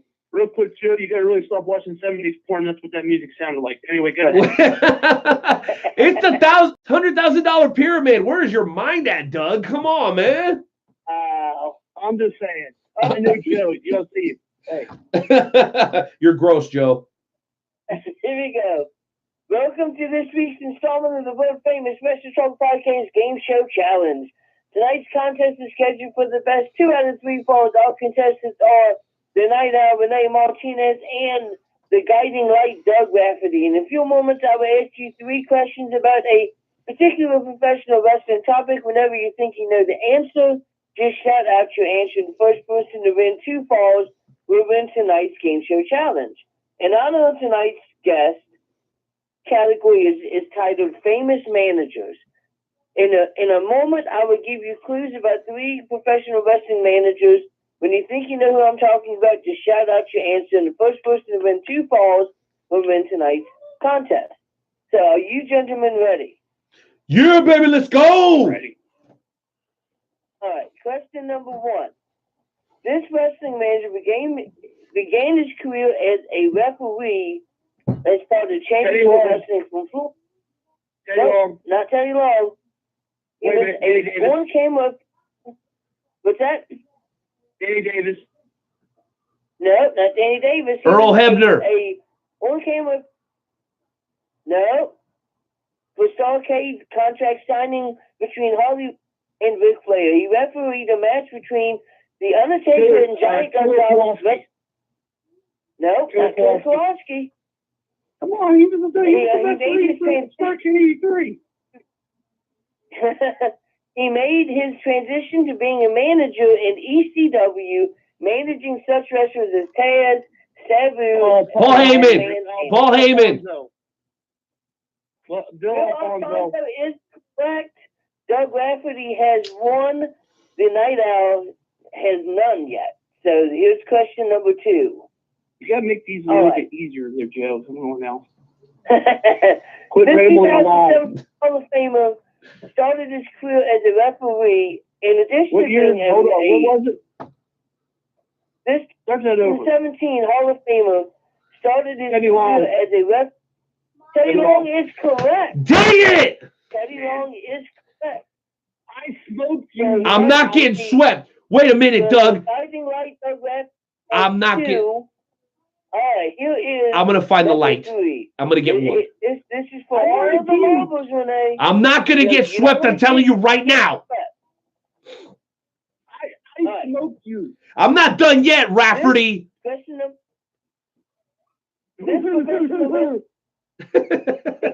his career as a professional wrestler, known for reciting poetry prior to the matches. Lanny Popper is correct. Doug Rafferty has won the Wrestling Talk Podcast Game Show Challenge. Joe, I can't believe you. I thought you would give me something harder. Come on, geez, Joe. How am I supposed to? Oh, fine. We have to give the questions easy for Renee. I mean, he always complains every week. Oh, shut your mouth, Nightmare Jones. To ask questions about tacos. Yeah, why don't we talk? He's like, you know what? He's like hardcore Susie, a big mouth but don't know anything. Oh, what the hell? You know what? You know what? I'm sick of this. I'm tired of you setting me up, Nightmare Jones. You set me up every week for failure. I'm tired of it. I'm gonna write a letter. I'm gonna send an email. I'm gonna make flyers.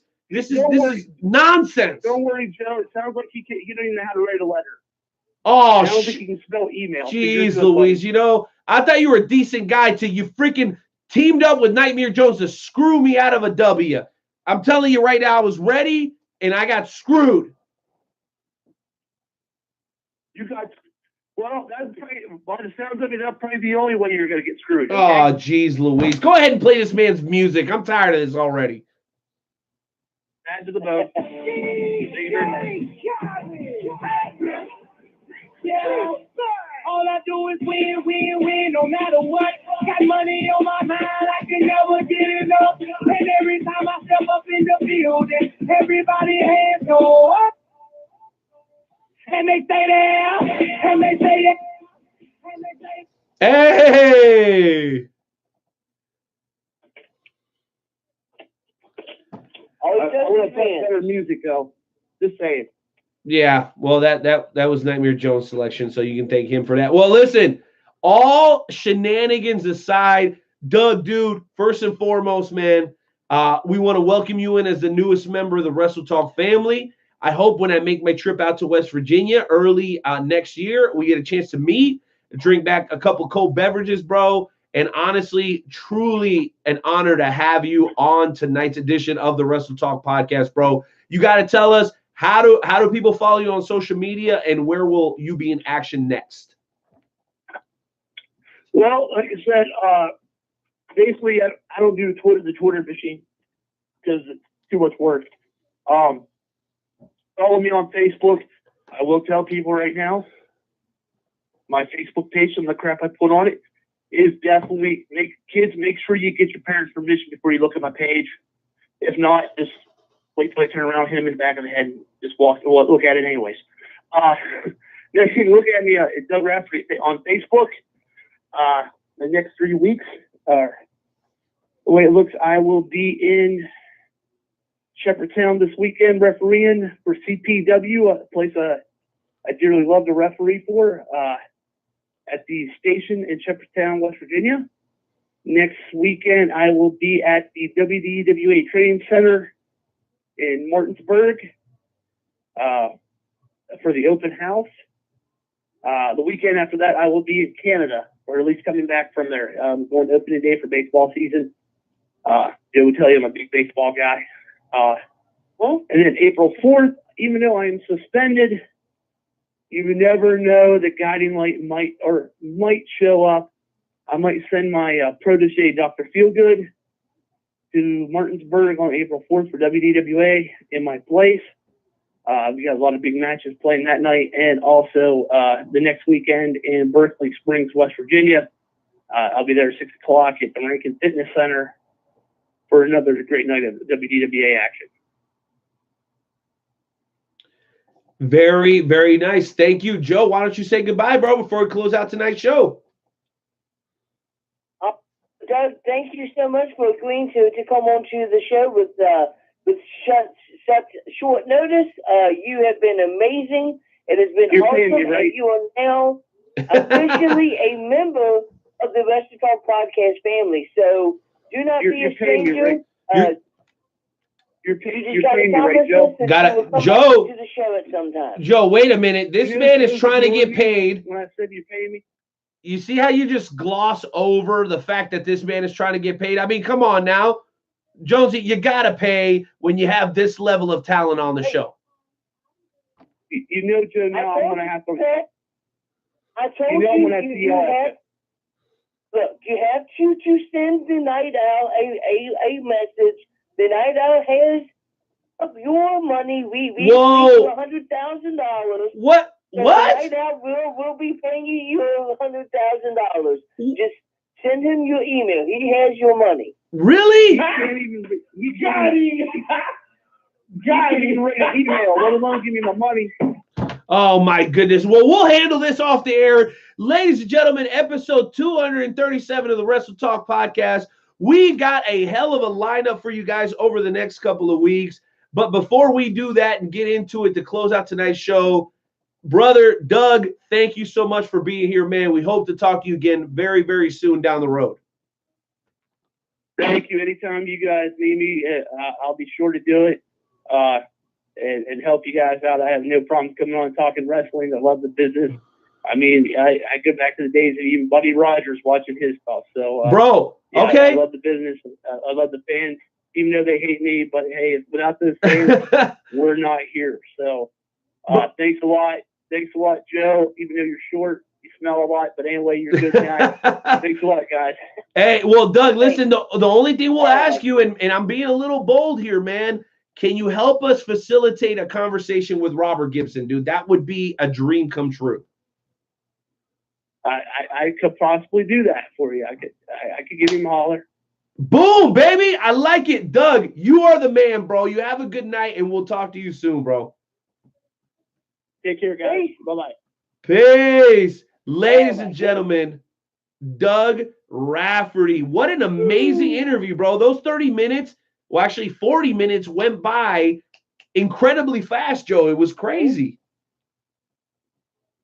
It was. Like I said, Doug's an awesome guy. He knows what he's doing in the ring, and so yeah. And you get to work with him all the time, dude? Awesome. I do get to work with him. He has worked multiple shows. Funny story about him. We were working CPW, and it was Shane. It was Diamond Shadows against the Papa Stroh, and Papa Stroh starts beating up on Simon Shadows and the ring, and Papa Stroh grabs me, tosses me outside of the ring, and then he grabs Doug and puts him in a crossface chicken ring, putting Doug Rafferty out of commission for a couple months. Oh my goodness. You know what? After him sweeping me in the Wrestle Talk Podcast Game Show Challenge, I only feel that this is appropriate. Okay, I hope he didn't hear that, because I hope he really didn't hear. Okay, maybe he is listening. I don't know. Well, ladies and gentlemen, let me just go ahead and run through this super duper quick before we let you guys go. Over the next couple of weeks, we have got some pretty incredible things lined up.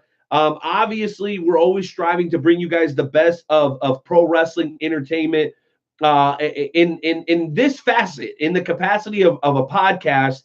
And we're not just okay with talking about Raw and SmackDown and AEW. We like to bring the what's going on with the pro wrestling world at its core. So here's what we got in store for you just over the next couple of weeks. Next week, Selena De La Renta, one of the hottest professional wrestling managers in the world. She's working AAA and MLW. She will be here and will join us on the show next week. Not only will she be here next week, but the only dude, I don't even know how to say this because I'm so damn excited. Just confirmed earlier today, Bill Dundee will be on the Wrestle Talk podcast next week at 8:30 p.m. Central Time. The week after that, we're going to talk to Jim Wrestle to talk about Choked Out Radio, one of the hottest podcasts, really pertaining to the world of professional wrestling. This guy's in the top 10, thousands and thousands of listens every week. So maybe we can learn a thing or two. And then, of course, we're going to bring on Chris Rodell of Dynamo Pro Wrestling, one of St. Louis's premier independent wrestling promotions. They've been rocking it, selling out, kicking ass, bringing in big names, and building up new talent, bro. That is just the next couple of weeks here on the Wrestle Talk podcast. So we want to encourage you guys to continue to tune in, to support us. Hopefully you guys loved us on YouTube. We may or may not be back on Facebook next week. Dumb Cats kind of got me pissed off, but I'll tell you what, we will be continuing to encourage you guys to support us at WrestleTalkPodcast.com. We got discount razors from Dorco. We got custom-made beer glasses, and we have Universe Mania 5 right around the corner. I don't know what else you guys need to hear. We are absolutely working our asses off to continue to provide for the loyal members of the Wrestle Talk family. Nightmare Jones, Wrestle Talk family, I am the Night Owl, signing off on behalf of the whole Wrestle Talk team. Thank you guys for being here throughout the duration of the show, and we will catch you next week. Same time, same place. WrestleTalkPodcast.com. Enter Timmy. Hit us with something funky, and let's close out tonight's show. Baby!